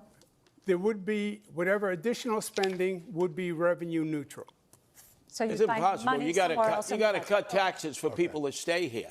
Thank you. Corporations are not going to stay here. They're being lured south, the cities that are more corporate friendly. You got to cut the property tax, income tax for those who are 19 to 28 who have skill levels if they go to school here. Thank you, Mr. Sliwa. Andrew Cuomo thinks it's all right to spend $60 million to fund his legal defense from accusations of more than a dozen women of sexual harassment. But if I say we should spend the same amount of money on delivering cheaper groceries in this city through a pilot program, that is unfathomable. Quick, David, I have a right to respond to that. Yes, quickly. First, so I did want to pause because somebody asked what my opinion is on Charlie Kirk. I mean, considering Charlie Kirk and what is developing when it comes to what we're going to see on October 31st, I want to say, or the 30th or the 31st. I think it might be the 30th that they'll reconvene in the court to see what kind of, where they're at in all the evidence that they need to bring forward. And so when it comes to Charlie Kirk, this was somebody I most certainly don't get Charles started. I'm barely getting started. So, St. Kirk. Look, Charlie Kirk was somebody who I'd met personally, very briefly. It wasn't the most insane interaction. It was just the fact that I used to work with my old pastor, and Charlie Kirk went into his studio to do his live show for that day. And later on, he was going to be speaking at that church.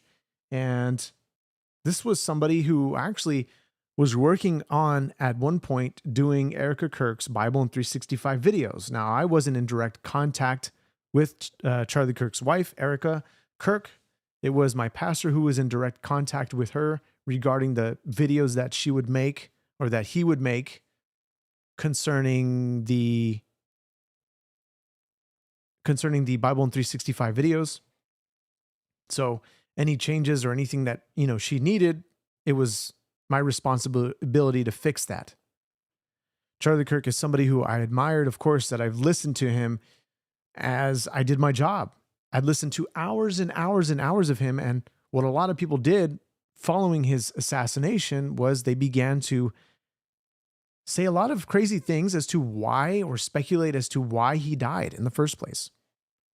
We can go on about this on another topic, but this was a man who was of incredible faith, an incredible father, incredible self-control, and many other things. He most certainly was somebody that a lot of people looked up to.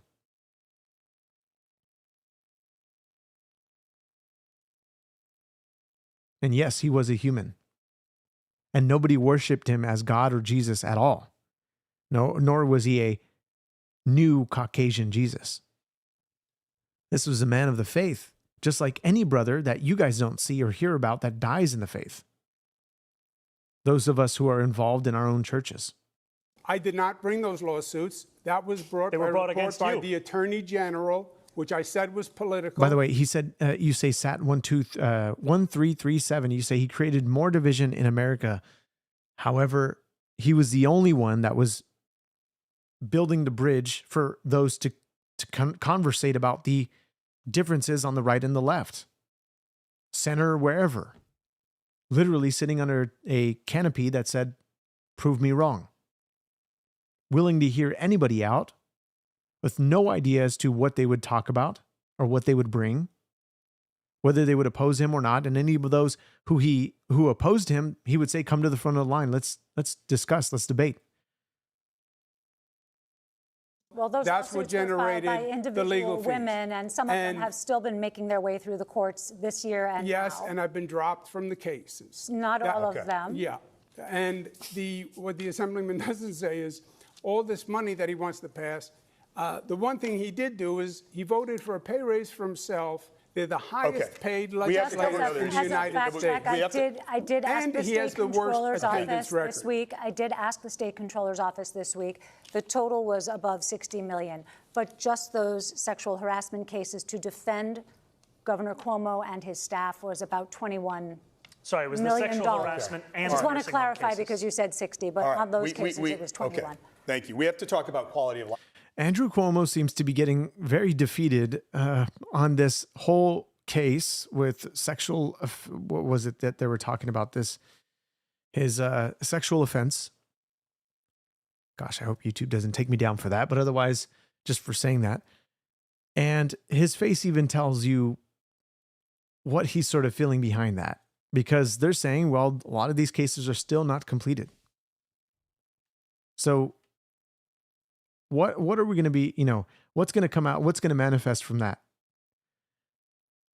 Let me see here. I do need to address a comment here. We say, thank you for this, and I truly appreciate it in the way you share. Thank you. Thank you. Appreciate it. Thank you, Dank man. I appreciate it, man. Life in the city. Let's turn to everyday life in the city and some issues a mayor can directly impact. We start with a couple of questions about 311.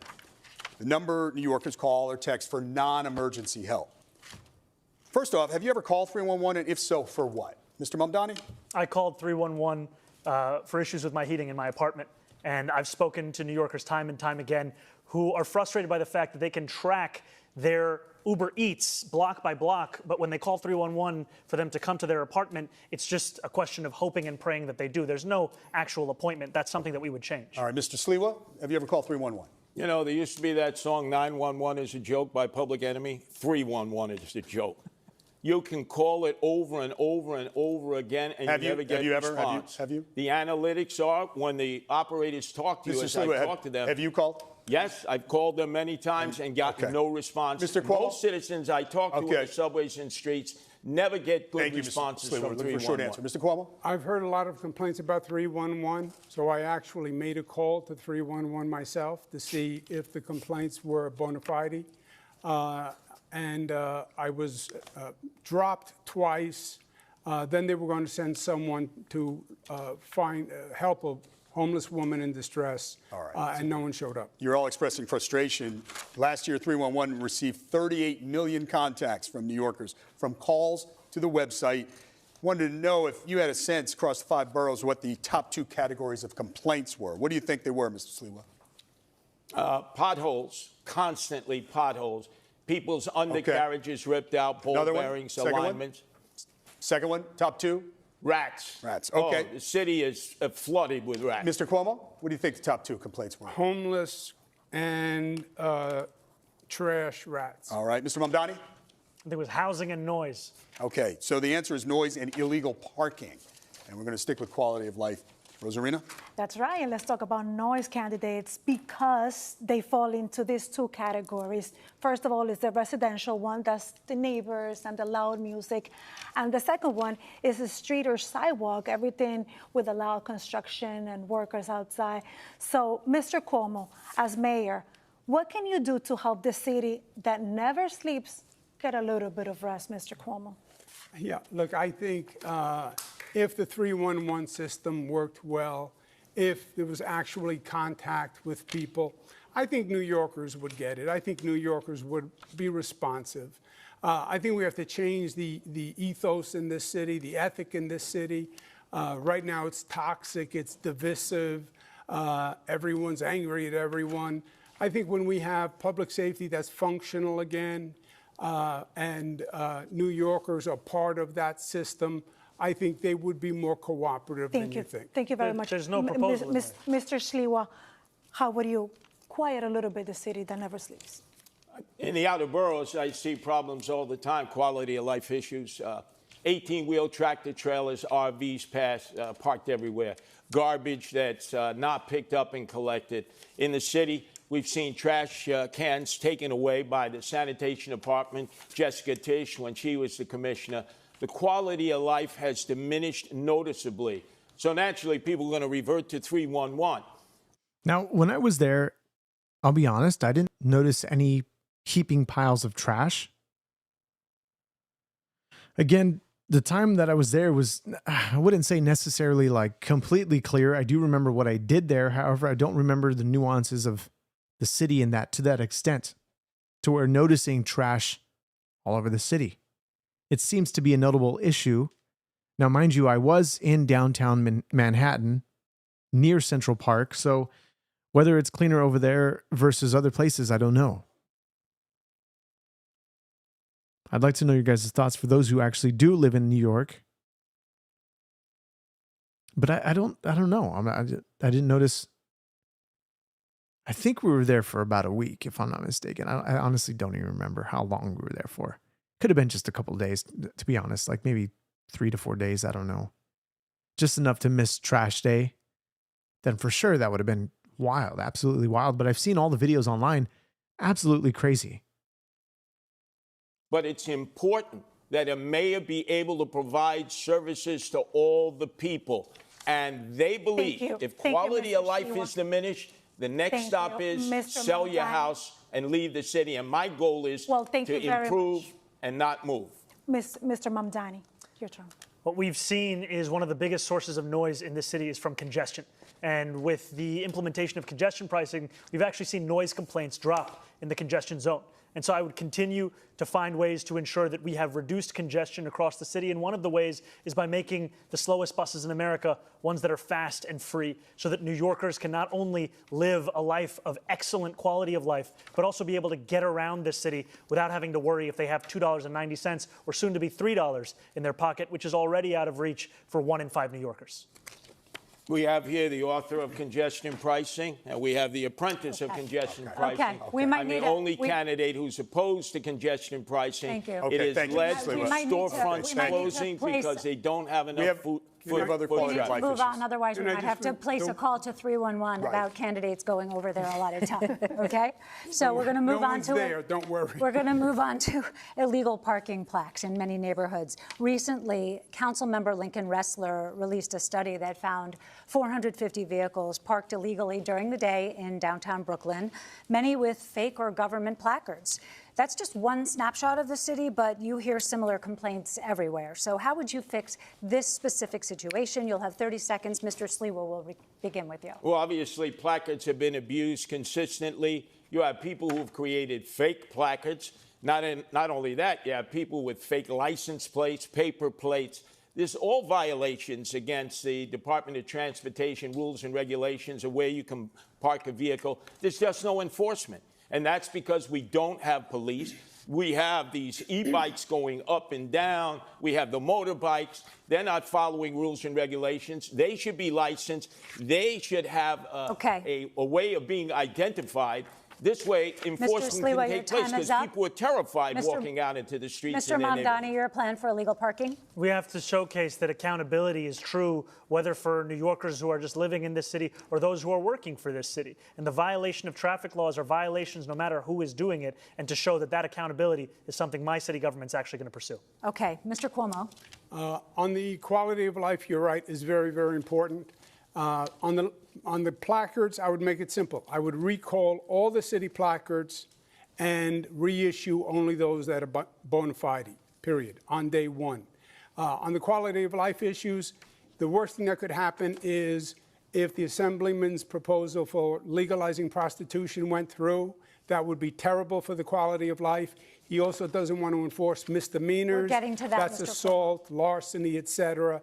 That would be terrible. We're going to have time to address that. I want to be very clear. Not only have I never called for the legalization of prostitution, I'm not calling for that today either. And I also have never said anything about not enforcing misdemeanors. This is just yet another figment of Andrew Cuomo's imagination. The DSA, which you give your part of your salary to, that's their position: abolish jails, no new carceral facilities, don't enforce misdemeanors. And you're on the bill in Albany as a sponsor to decriminalize prostitution. The difference between myself and Andrew Cuomo, of which there are many, is that there is no one that is actually telling me what to do other than the 8.5 million people who call this city home. If you want my policies, you'll find them on my website. Who told you to legalize prostitution? Well, Okay, we actually have a question. Andrew, you can't escape this. You signed the law doing away with loitering for prostitution. That was the law put forward by Jessica Ramos. Gentlemen, you started the prostitution in East Elmhurst, Mr. Sliwa, and Jackson Heights and Flushing. Mr. Sliwa, we have... And you want to add to it, which diminishes the quality of life. Mr. Sliwa, when I talk over you, nobody's hearing you, and we actually have a question on that. So we'll let Rosarina ask. And for this question, candidates, we want to come to Queens, where we know that prostitution has been an ongoing complaint. Mayor Adams form a task force and order sweeps by the NYPD, but the situation continues, especially around the very popular Roosevelt Avenue. As mayor, Mr. Mamdani, how would you handle this situation? You have 30 seconds. I want to first be clear that I am not, and nor have I ever called for the legalization of prostitution.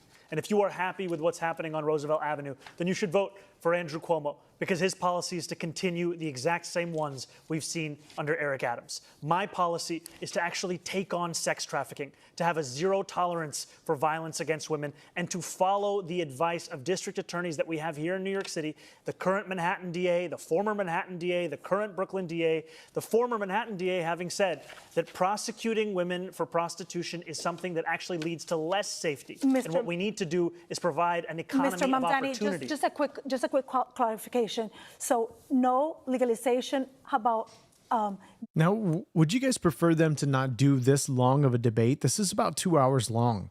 We're already about an hour and 16 minutes in, and considering their questions the questions that are being asked, they're only given about a minute or 30 seconds concerning, really depending on the question.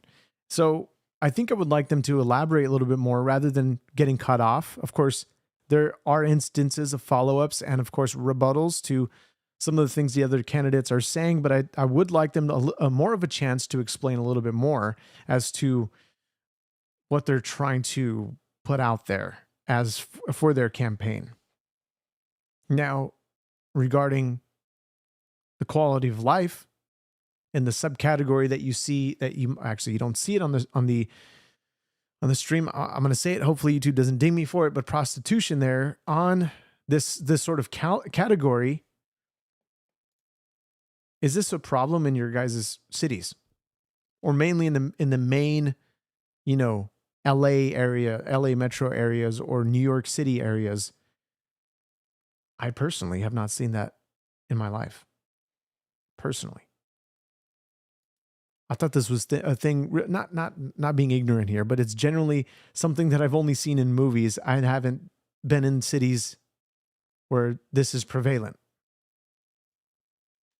Is that the word? Is that the right word? Prevalent? Anyway, let's continue on. I do not think that we should be prosecuting women who are struggling, who are currently being thrown in jail, and then being offered job opportunities. I think we should be actually providing those kinds of opportunities at the first point of interaction. Mr. Cuomo, your turn. Look, Bill de Blasio, the Assemblyman is a mini-me BDB, okay? He's Bill de Blasio light. He proposed legalizing prostitution. He didn't get it, and he just told the cops, don't arrest any more prostitutes.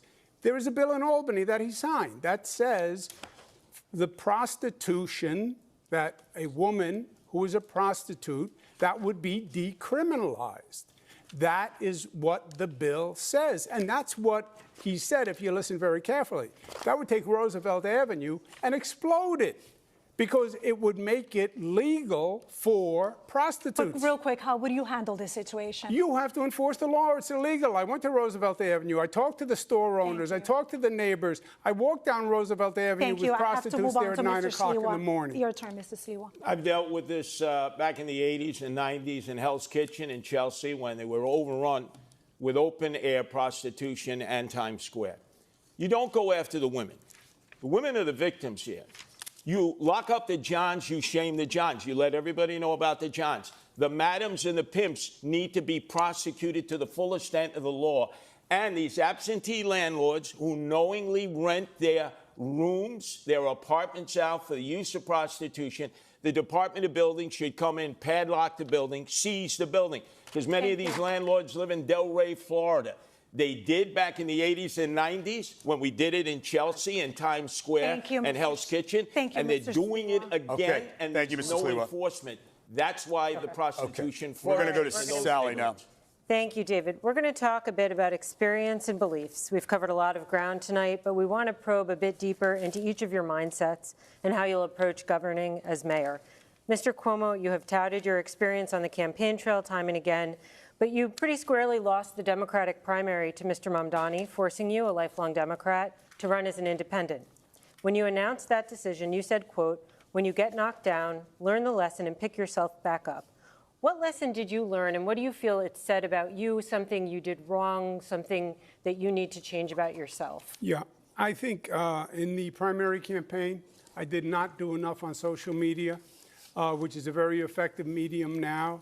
I think the Assemblyman did do a better job on TikTok and social media than I did during the campaign. As I said before, Zohran Mamdani has most certainly utilized his social media platforms to really advocate himself. And this is why I believe he's leading, taking on what Charlie Kirk has done, what Trump has done for his campaign, what Charlie Kirk has done for his organization. They've garnered billions and billions of views utilizing social media.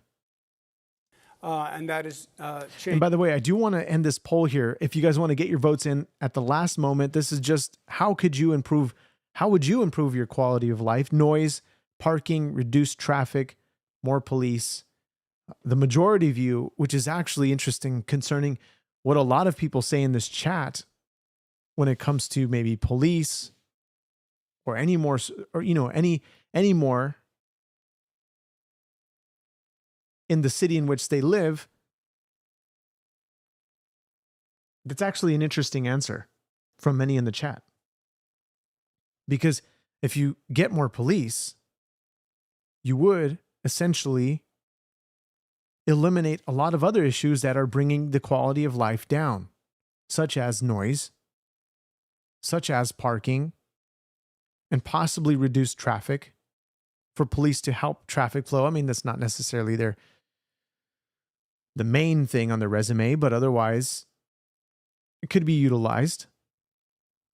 But it brings crime down, causes people to feel more safe in the cities in which they live. They can walk around at night. They can enjoy their night. In places like, I don't know, in LA, you would have downtown LA or downtown Fullerton or downtown Whittier, uptown Whittier. A lot of different places that could benefit from having more police around to keep the crooks at bay.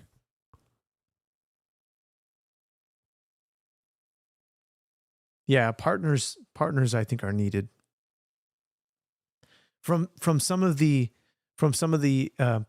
chaplains or the police officers that I've heard, they've always had generally have always had a partner with them.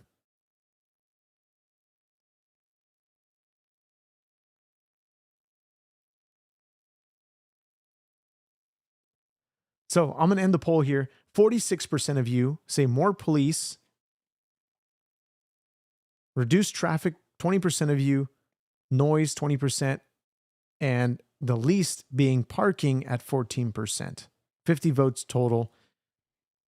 Let's continue on with this debate. Changed now. I've also increased my activity significantly, but my agenda is exactly the same. I am the Democrat, although I'm not on the Democratic line.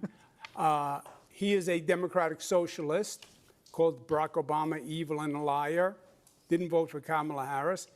Fight and deliver is, I will fight for people, I will fight the bureaucracy, and I will deliver results. New Yorkers need the mayor to get something done. This is all words and theories. I am a manager who can actually get things done. This is a question about self-reflection. Is the thing you're reflecting on the most that you need to be on social media more? Was there any other deeper lesson that you learned? Between the two campaigns, social media, more accessibility. Okay. I just have to say, it's been an hour and 20 minutes of this debate, and we haven't heard Governor Cuomo say the word affordability. That's why he lost the primary. That's why he'll lose the general election. And you can lie all you want, but the truth is, I voted for Kamala Harris. I'm the only candidate on this stage to have the endorsement of Kamala Harris, and I'm not the one who's funded by Bill Ackman, who called Kamala Harris unqualified to be the vice president of this country. Okay, may I respond?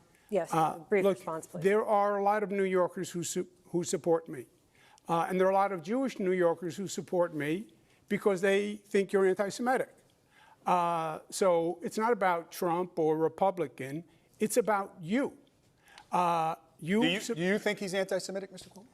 I don't make those judgments about people. Are you a racist? Are you an anti-Semite? I know there are many Jewish people who believe he is anti-Semitic.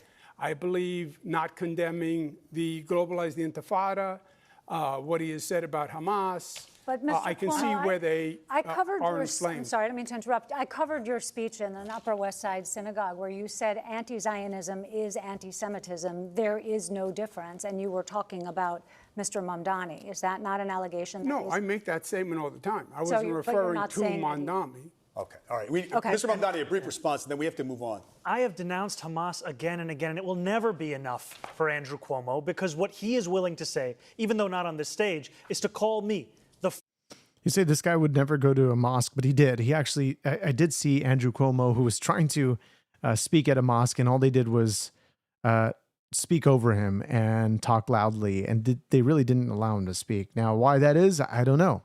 But I've seen videos of Mamdani, and everybody was silent. Everybody was listening. Is it because he's Muslim? I don't know. First Muslim on the precipice of leading this city, a terrorist sympathizer, is to send mailers that artificially lengthen my beard, to say to New Yorkers that they should be fearful. Okay, Mr. What I will do Melissa is Melissa has a specific question for you.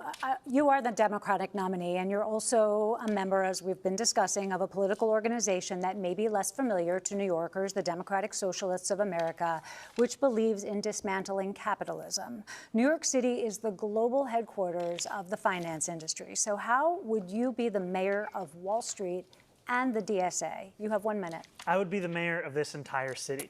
And that means ensuring that the wealth that we generate in this city is also wealth that every single New Yorker can actually feel in their pockets. Because what we have today is a system that has generated the most wealth in the wealthiest country in the history of the world, where 1 in 4 of our neighbors are living in poverty. That's unacceptable. We can't look at 500,000 kids hungry every single night as just the cost of doing business in this city. That's something we have to actually change. And I'm going to do that by fighting for my neighbors in Queens that I've come to know, who are not only the ones who own teapots and toy stores, who own diners and dry cleaners, but also the ones who work there. Because right now, all of them are being pushed out of this city by corporate greed, by private equity, and by a politics that refuses to fight for them. I will finally deliver that politics. Just a quick follow-up, Mr. Mamdani. A lot of Hispanic that flee socialism and are a little bit scared to hear your policies. What would you tell them?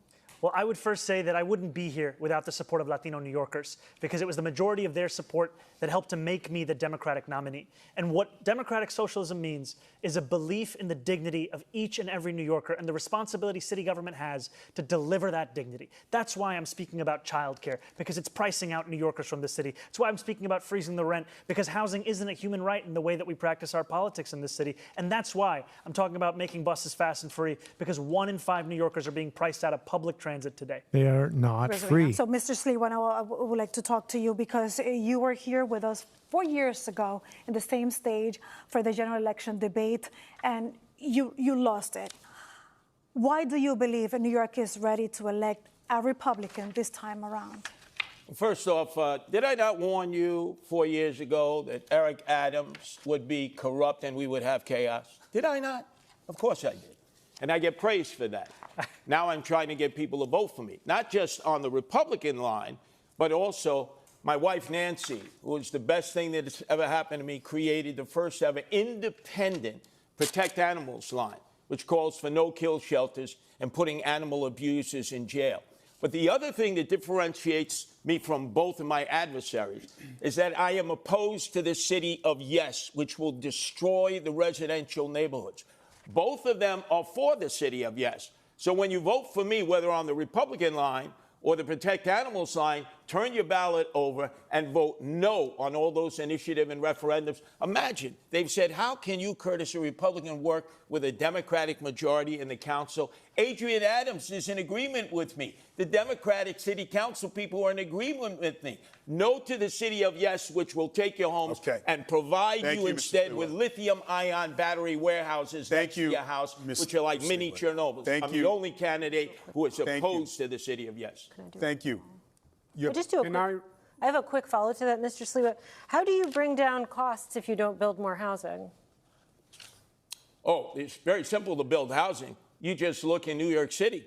We have so many dense areas where you no longer can use the commercial space. They used to be office space. And you just convert it into residential housing. You don't need to go into the outer boroughs. You don't need to use wetlands or parklands, which they seek to do. If you build a new building, it takes 5 years. If you convert an All right, Mr. Sliwa, thank you. We want to building, change the pace it can a be little done bit. in a year. I want to change the pace and just get a sense of what you think about political leadership. We're curious about who you admire. Who is the best modern-day U.S. president? Mr. Cuomo? Modern day? Well, I'm partial. I was Bill Clinton's Housing and Urban Development Secretary. We built affordable housing all across the United States. So Bill Clinton? Empowerment zones. I would say Bill Clinton. Okay. Mr. Mamdani? I would say FDR. Mr. Sliwa? He's modern day? Modern. Well, Man, I'd say FDR also, if that's modern day. Mr. Sliwa? A man that ended up being loved by Democrats and Republicans alike, the greatest governor we've ever had in my lifetime, George Pataki. 3 terms, no chaos, no corruption. I was asking. And he actually beat President. the better President. your father. Mr. Sliwa, modern-day U.S. This president. governor and this Modern-day president, U.S. president. Curtis. Who's the who you thought the best modern best president in our lifetime? Yeah. I would say the best president in our lifetime that I've experienced, I would go back to Ronald Reagan. Ronald Reagan. Okay. How about the best New York City mayor, Mr. Sliwa? Best New York City mayor, Mr. Sliwa. Rudy Giuliani, who endorsed me last week. Okay. And I'd have a little bit of Michael Bloomberg thrown in because he liked Mr. to delegate Mamdani? responsibility. I think the best New York City mayor of all time is Fiorello LaGuardia. Mr. Cuomo? It was Bill de Blasio last debate. No, I've always said Fiorello is the best mayor of all time. Who's yours, Mr. Cuomo? Is it of all time or modern time? Best New York City mayor in Europe. Of all time, it is Fiorello LaGuardia. We agree. Recently, I would say Mayor Dinkins and Mayor Bloomberg. Okay. How about the political leader, dead or alive, you most admire? Mr. Mamdani? I would say I admire Bernie Sanders. Mr. Cuomo? My father. Mr. Sliwa? I said it already, George Pataki, who was loved by Democrats and Republicans and the greatest mayor in our lifetime. All right. The greatest governor in our I just lifetime. have one more before Sally starts to ask you about schools. A show of hands. Who supports Kathy Hochul for re-election? It's a decision that should be made after this general election. So no decision. Mr. Cuomo, you handpicked her as your lieutenant governor. No thought? You have to know who's running. Yeah. Okay, so. And I would add that I do think that Kathy Hochul, our governor, has been doing a good job in not only Do you serving support her and for re-election? not only delivering for New Yorkers, but also standing up to Donald Trump. Just what, do you support her for re-election? Then endorse her. I'm focusing on November. Why don't you endorse and I her? appreciate her support, All right, and I thanks, appreciate her candidates. work. But you Thanks, don't endorse candidates. her. How about a shout out for All right, Elise we're gonna Stefanik to turn to- take out Kathy Hochul? So you have a okay. Republican All right. Mayor Curtis, a Republican Governor Thank you, gentlemen. Stefanik, Thank you. like Giuliani We want to and talk about Pataki, who schools. saved this city. We want to and talk about state. schools. Sally? Okay, thank you, David. Let's turn to education. There are a number of issues facing public schools. One that's been controversial in the campaign is the Gifted and Talented program, which offers accelerated instruction to elementary school children. Mr. Mamdani, you have said that you want to phase out the Gifted and Talented program, while Mr. Cuomo and Mr. Sliwa want to expand it. Mr. Sliwa, we will start with you. What is your plan for the program? You have 1 minute. Gifted and talented. Yes, gifted and talented. I have 2 younger sons with Melinda Katz, the Queens DA. They both attempted to get into gifted and talented as 4-year-olds. They failed. It did not present a problem with their future education. We don't have enough slots. Right now, they're 1,900. We need to have at least 5,000 slots around the city. What they have not done at the Department of Education is make these tests available in Black and Hispanic communities. So, for instance, you have 77,000 children who are 4 years old. Only 10,000 have taken the test. Only 2,000 are accepted. Why not offer the test to all 77,000? And even if a gifted and talented class only has 3 or 4 in a minority school, give these children an opportunity to excel too. That would make it fair for everybody. Thank you. Mr. Cuomo, how does your plan differ from Mr. Sliwa's? You also have 1 minute. First, I support mayoral control. I think it would be a terrible mistake to roll back mayoral control. That's probably been the most dramatic educational reform in 40 years. We'd go back to the old system that had local school boards, which were corrupt, patronage mills, et cetera. So who runs the system is number one. I would expand gifted and talented programs, accessibility. I'd offer preparatory courses to any student, parent that wanted to take them. I'd double the number of specialized high schools from 9 to 18. And I would keep the SAT as it is. Thank you. And Mr. Mamdani. Can I add one thing? There's been no discussion about vocational high schools, which save so many young men and women. We need to expand vocational training for those who are not going to achieve academic excellence. We're going to keep going here with Mr. Mamdani. Why should the Gifted and Talented program be phased out, in your opinion? You have a minute to answer. So I want to be very clear. I have spoken solely of gifted and talented for kindergartners. I do not believe that kindergartners should be subject to a singular assessment. I have not spoken of any gifted and talented programs older than for kindergarten. I'm solely speaking about kindergarten. And I believe that we should be delivering the best education across the country here in this city. We will do that by following through on the proposals I've put forward to hire 1,000 more teachers every single year through our Community to Classroom program, one that will ensure that we're providing each student, whether they be in high school or someone who is an adult looking to become a teacher, with $12,000 in tuition subsidies so that they can start to fulfill the 7,000 to 9,000 additional teachers we need so that we can actually deliver on the Class Size Reduction Act, which I was proud to pass in Albany, that will ensure that children and teachers actually have a manageable ratio in that classroom so that they can learn. Because today, that learning is being rendered impossible by the number of kids in that same classroom. It's time to make sure that that number is lower. Yeah. But you don't believe the mayor should run the system? I've been critical of mayoral control because of the ways in which it's been used to take away the voice of parents, of educators, of students. And I think it's important that those same voices be a part of how we lead the system. So are you for or against mayoral control? I've been critical of it. I'm against mayoral control. And I think that there's an importance of developing something that actually enshrines all of those voices together. Mr. Cuomo, you also tried to curtail it when Mayor de Blasio was mayor. But I'm we sorry? can go.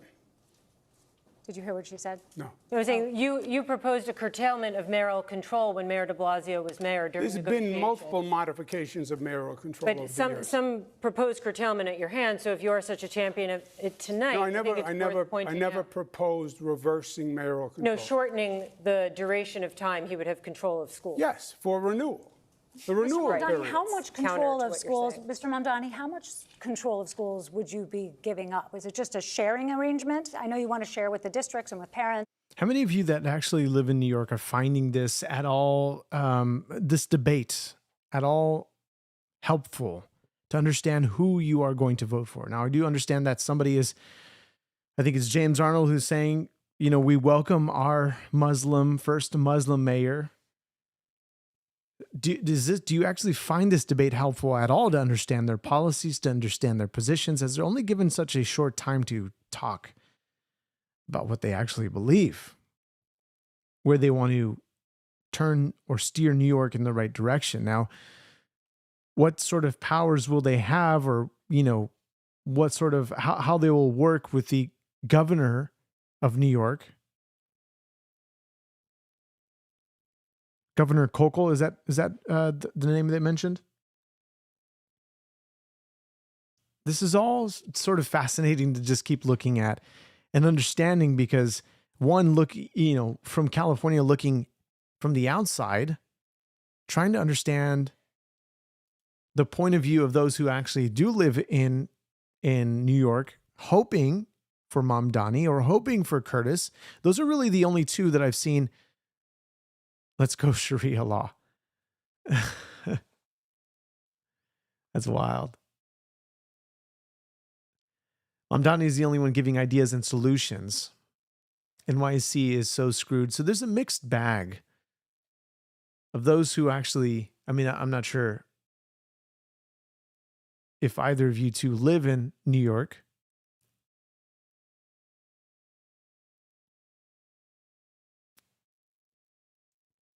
Or would you be giving up full control? And is that an accountability problem if the buck doesn't stop with you?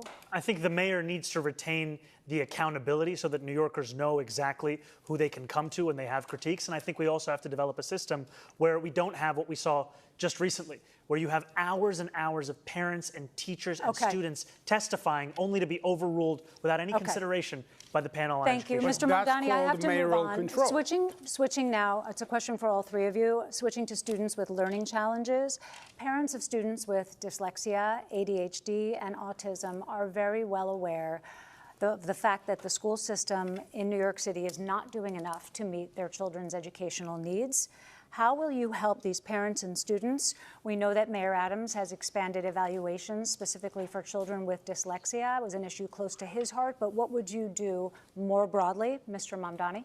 I think some of the initiatives that Mayor Adams has launched, especially with this chancellor, have been showing positive signs, especially for literacy and for preparedness, especially as we're in a national crisis on reading and mathematical comprehension. And I think those are programs that should be furthered, should be invested in, all while also ensuring that we're giving teachers greater flexibility in the curriculum that they're actually teaching. Because what I've heard from many of those teachers is that too often the curriculum that's being procured in the $10 billion a year in DOE contracts is one that has little relation to the classroom. Thank you, Mr. Mamdani. Mr. Sliwa, you have 30 seconds. Yes. We have $41,000 that we're spending on each student now. By fourth grade, 2/3 of these children cannot read, write, or do math at grade level.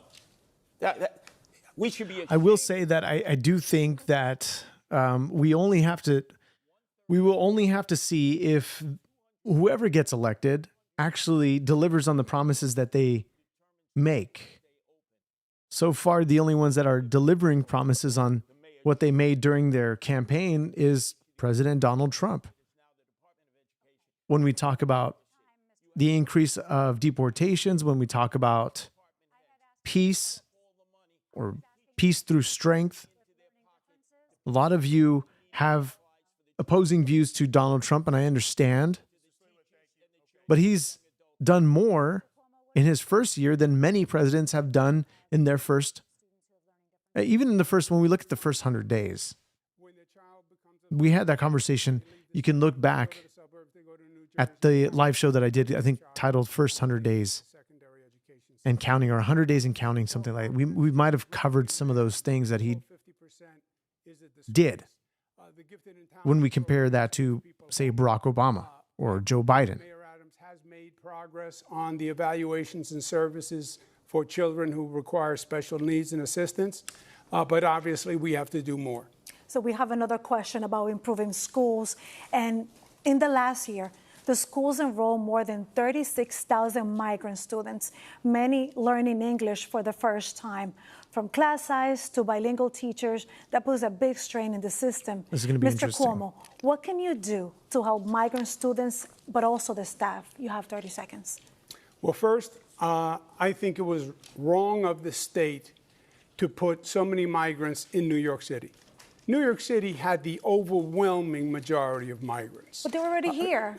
Close to about 80%. The state should have put them all across the state, Nassau, Suffolk, upstate, so other governments could have also. Well, they were bused here from Texas, And right? we have a Yes, situation but if right they're now. bused from Texas, you could have brought some to Nassau, 20 miles, Yeah, but they're here right now, Westchester. and we're asking about the current problem. Yes, well, that's how the problem was created. Okay, we understand The that. state put them here. The state gave the city the bill.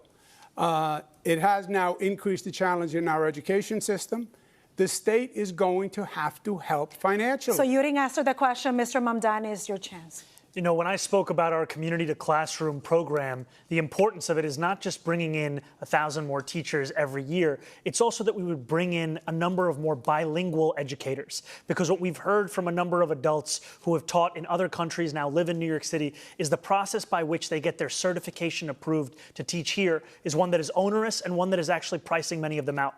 That's why this is a program that will directly address that, to increase that bilingual capacity in our school system so that we can teach every single child, no matter when they got here, the public education Mr. they Mamdani, deserve. this certification has been offered and it hasn't been successful. So how can you make more teachers to be, like they want to do this? Part of what I've heard is that the tuition costs as part of the same certification exams are onerous for many of these adults looking to switch careers. That's why this program is built upon providing $12,000 in tuition assistance that would lead to 1,000 more teachers every year. And also salaries will be a good. We have not just migrant children, we have the children of the homeless, over 120,000. We haven't yet discussed charter schools, parochial schools that are closing. Normally, parochial schools would have been able to take some of these children. We need to expand the number of charter schools that are doing an amazing job, especially in the inner cities. And why not make that available to migrant children and to the homeless children who are coming from shelters all across the city who need the special teaching skills that have lifted children in the charter schools? We need to give choice, because that's our most precious resource, our children. So allow me to now move on into the sanctuary. I agree on the charter schools. Thank you, Mr. Cuomo. So allow me now to enter into the sanctuary city situation, and let's talk about also undocumented immigrants. 26 Federal Plaza has become a flagship in federal immigration crackdown. We reported that asylum seekers are showing up for like those routine appointments, not facing any criminal challenges, and they end up being deported. So by the show of hands, we would like to know if you believe that any of you could do something to stop this. Okay. So Mr. Cuomo, you have a minute to explain us, what would you do? The law is the law. And I would have an attorney assigned to every person. By the way, let me go to the comment of what is Sharia law. So just to explain it for a moment for those who don't know what Sharia law is. Sharia law, essentially, without using any sort of political correctness, Sharia law is really the religious legal system of Islam, where they will embed themselves into politics to shape the way of the sort of Islamic way of beliefs. There's no, in other words, let me see if I can make this a little bit more clear than whatever word salad that was. There's no separation of mosque and state.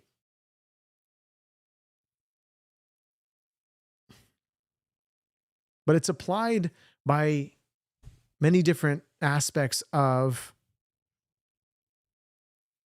in I guess, Muslim majority countries. Sharia influences the family by marriage, inheritance.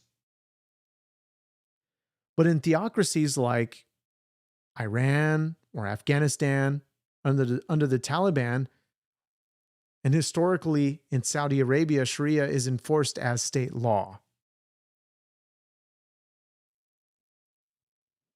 Now, just for a moment, let me bring in to you a video that I actually thought it fitting for maybe another podcast, but this is interesting. Let me see if I can bring you in over here for a moment just to show you what I'm talking about. Because we've been on the conversation about UK. This might be beneficial for those to understand this a little bit more. Let me take you over there now. And let me actually remove that banner. Okay, here we go. Manchester Community Center is looking to hire a Sharia law administrator in the UK. This job was posted on a government website, the UK Department for Work and Pensions website, a literal government-run job portal. But England is governed by statutory law and common law. It's not governed by Sharia law. Well, if you import enough of them, they will change that because they are electing officials who want to implement Sharia law. This is not some big conspiracy theory. It's happening. They posted it on a government website. They are not coming to assimilate. They're coming to take over. They're coming to invade from within. They're telling us over and over and over again, and we keep inviting them in. We're not just inviting them in, we're paying for their stay. Islam is inherently incompatible with the West. The sooner we all accept that and wake up to that and stop calling each other racist for saying that, the better we will all be, because we'll actually be able to survive and our freedoms will stay. Otherwise, guys, get a hijab. Enjoy the burqa. Get familiar with a niqab. And start learning the Quran. Because that's what it's going to be. This culture and way of life is designed to oppress. Look at their home countries and tell me which country you would rather live in. Well, they're coming to our countries in the West and they're trying to make them like their home countries. So, immigration without assimilation is an invasion. This is something that we need to be careful with, because this can most certainly be detrimental to the Western way of living. So anyway, let's get back to the mayoral debate as we close this off in just a moment. We've got about 20 minutes in this. I don't know if we're going to continue on the rest. I think we're going to close it out just in this moment, but I do want to mention these couple of scriptures because I think this is important, because considering the fact that we have all these, we have midterms coming up, 28 will be here very soon. We have the elections for California coming up for the gubernatorial race. We have to understand that God governs the affairs of men. Daniel 4:17 talks about the fact that the sentence is by the decree of the watchers, the decision by the word of the holy ones, to the end that the living may know that the Most High rules the kingdom of men and gives it to whom he will, and sets over it the lowliest of men. Daniel 2 says that God changes the times and seasons. He removes kings and sets up kings. Now, this is not only relating to kings, but he gives wisdom to the wise and knowledge to those who have understanding. But he also reveals deep and hidden things, and he knows what's in the darkness, and that light dwells with him.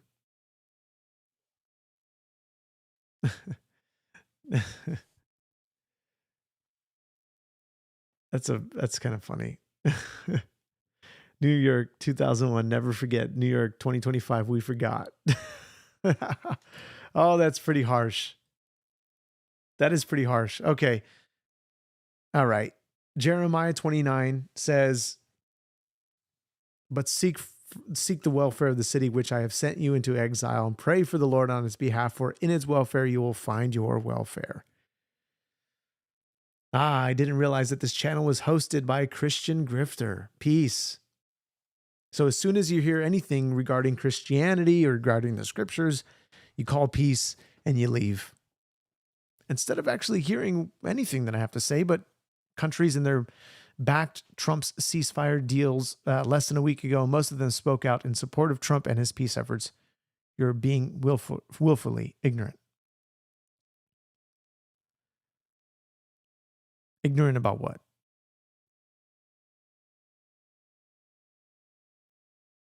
So, look, we're to seek the welfare of our nation. We are to pray for our leaders in positions. In these positions, we are to pray for those if we're in America, we're to pray for those who are in Congress, pray for those who are in the mayor position, the governor position, presidency, even those who we directly oppose to their beliefs, to their way of running their city, their country.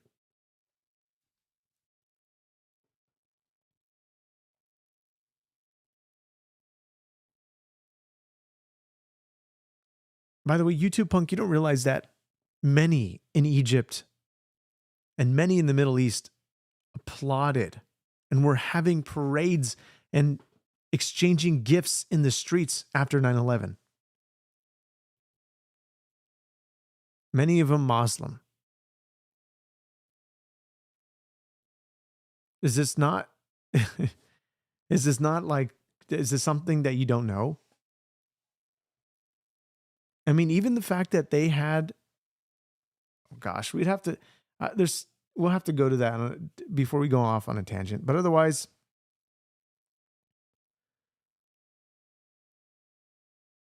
we have to realize that God is the one that governs the affairs of men. God is the one that ultimately sets up kings and removes them. He sets up presidents and removes them. He gives us people like Joe Biden who aren't even there mentally. Many of his staff has been open about this. After the fact, of course. So guys, if you are interested in subscribing to this channel, coming back on the chat so we can continue this conversation, this was more of a different type of video where we generally go over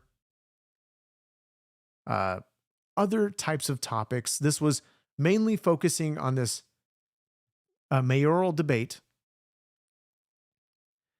When California comes into the picture, then we'll be covering some of that stuff. However, this was a long one. 2 hours, almost 2 hours into this one. I hope that you guys continue to come back here so we can talk about more of this stuff regarding Islam, Muslims, Christians, Christianity. But interesting, you prefer Muslims over Christians. That's an interesting statement there.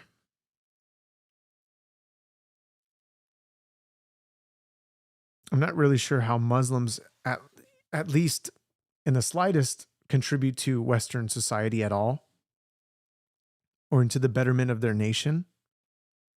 If they truly are following the Islamic fundamentalism that they subscribe to. Very dangerous for society, very dangerous for the West.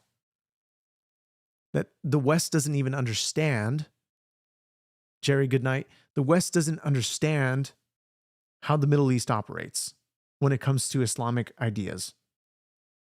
And this is why those in America chant in the streets from the river to the sea, Palestine will be free. They're very ignorant of that statement. They really don't understand what it means to say that statement.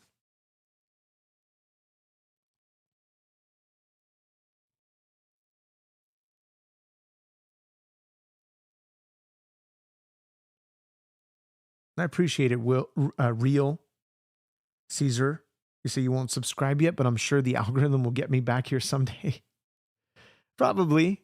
If you've watched one of my videos, it'll probably push it back to you by the time that I go live, or you'll see one of my, shorts videos. I'll be seeing you in the next one. So guys, I appreciate your guys' dialogue. I appreciate the fact that you guys were having your own conversations in the chat. And if this is something that you want to continue to support this channel, feel free to subscribe. Say, what does it mean to say Palestine will be free? When they chant when they chant from the river to the sea, Palestine will be free. That's from the Jordan River to the Mediterranean Sea, the elimination of all Jews, or the getting rid of all the Jews in the land of Israel. Because they claim that the land of Israel is actually indeed Palestine. We've gone over this word, this term Palestine, and where it comes from. It actually comes from Emperor Hadrian. And let me just show you, this is something that I wanted to show this the chat, because this is something that is actually interesting when we're talking about Emperor Hadrian. Right now I'm holding a coin that dates back to the time of Emperor Hadrian, almost 2,000 years ago. This coin isn't just a piece of metal. It's a witness to history and to the truth that so many today have forgotten or choose to ignore. Hadrian was the Roman emperor from 117 to 138 AD. He is remembered for many things, including the famous Hadrian Wall in England, built to defend the Roman Empire from northern tribes. An incredible feat of engineering, stretching 73 miles across the width of Britain, a wall to mark Rome's boundaries. But Hadrian also left his mark in the Holy Land, in the land of milk and honey, in a much darker way. After the Bar Kokhba revolt, a fierce Jewish uprising for freedom, Hadrian was furious. In retaliation, he erased the name Judea from the maps. He wanted to crush Jewish identity itself. He renamed the land Provincia Syria Palestina after the Philistines, an ancient enemy of the Jews, a name chosen specifically to insult and humiliate the Jewish people. Hadrian didn't just fight a rebellion. He fought against memory, against history. And that's why, whether people realize it or not, Hadrian is the true father of the name Palestine. So take that for what you will, whether you guys agree or disagree with that. This is history here. Now, he might not be this guy that you know. I mean, this guy came across on just random shorts feed or random Instagram reels. I don't even do any sort of research on Hadrian on any sort of social media platforms or anything like that. So I don't know why this got promoted to me. However, or this was on my Explorer or something like that. I forget how I even came across this video. However, he just talks about the point that I've been talking about on this show. We've gone over this on a previous show in length, even talking about the word Philistina, which is the area of the coastlands of Gaza, essentially. And so this people group of the Philistines eventually they got absorbed into the surrounding cultures, and they became no longer any type of people group. That their identity was gone. And so what Emperor Hadrian did was they indeed renamed the Jews Palestine, or the Palestinians. So I'm going to call it here. And we will talk about this on another day, on another podcast, because it is getting late in the hour. I appreciate you guys for being here. If you guys love what you guys hear, love what you guys saw, please feel free to reach out in the comments after this video posts. Feel free to reach out to my email, charles@eyfilm.com, and we can talk and discuss more on that front. I'd love to have this and continue this conversation regarding all these things, your guys' thoughts, those who live in New York, those who live outside of New York, your guys' position on who might run, who might win, and the concerns, or even if you're asking for prayer. Most certainly I'm willing to talk to you on that matter. So guys, thank you so much for all that you do. Thanks for your support, and I hope to see you guys back in the chat, and hopefully we can help you to keep yourself level-headed in this crazy, crazy world that we live in. I'll see you guys in the next one. Peace.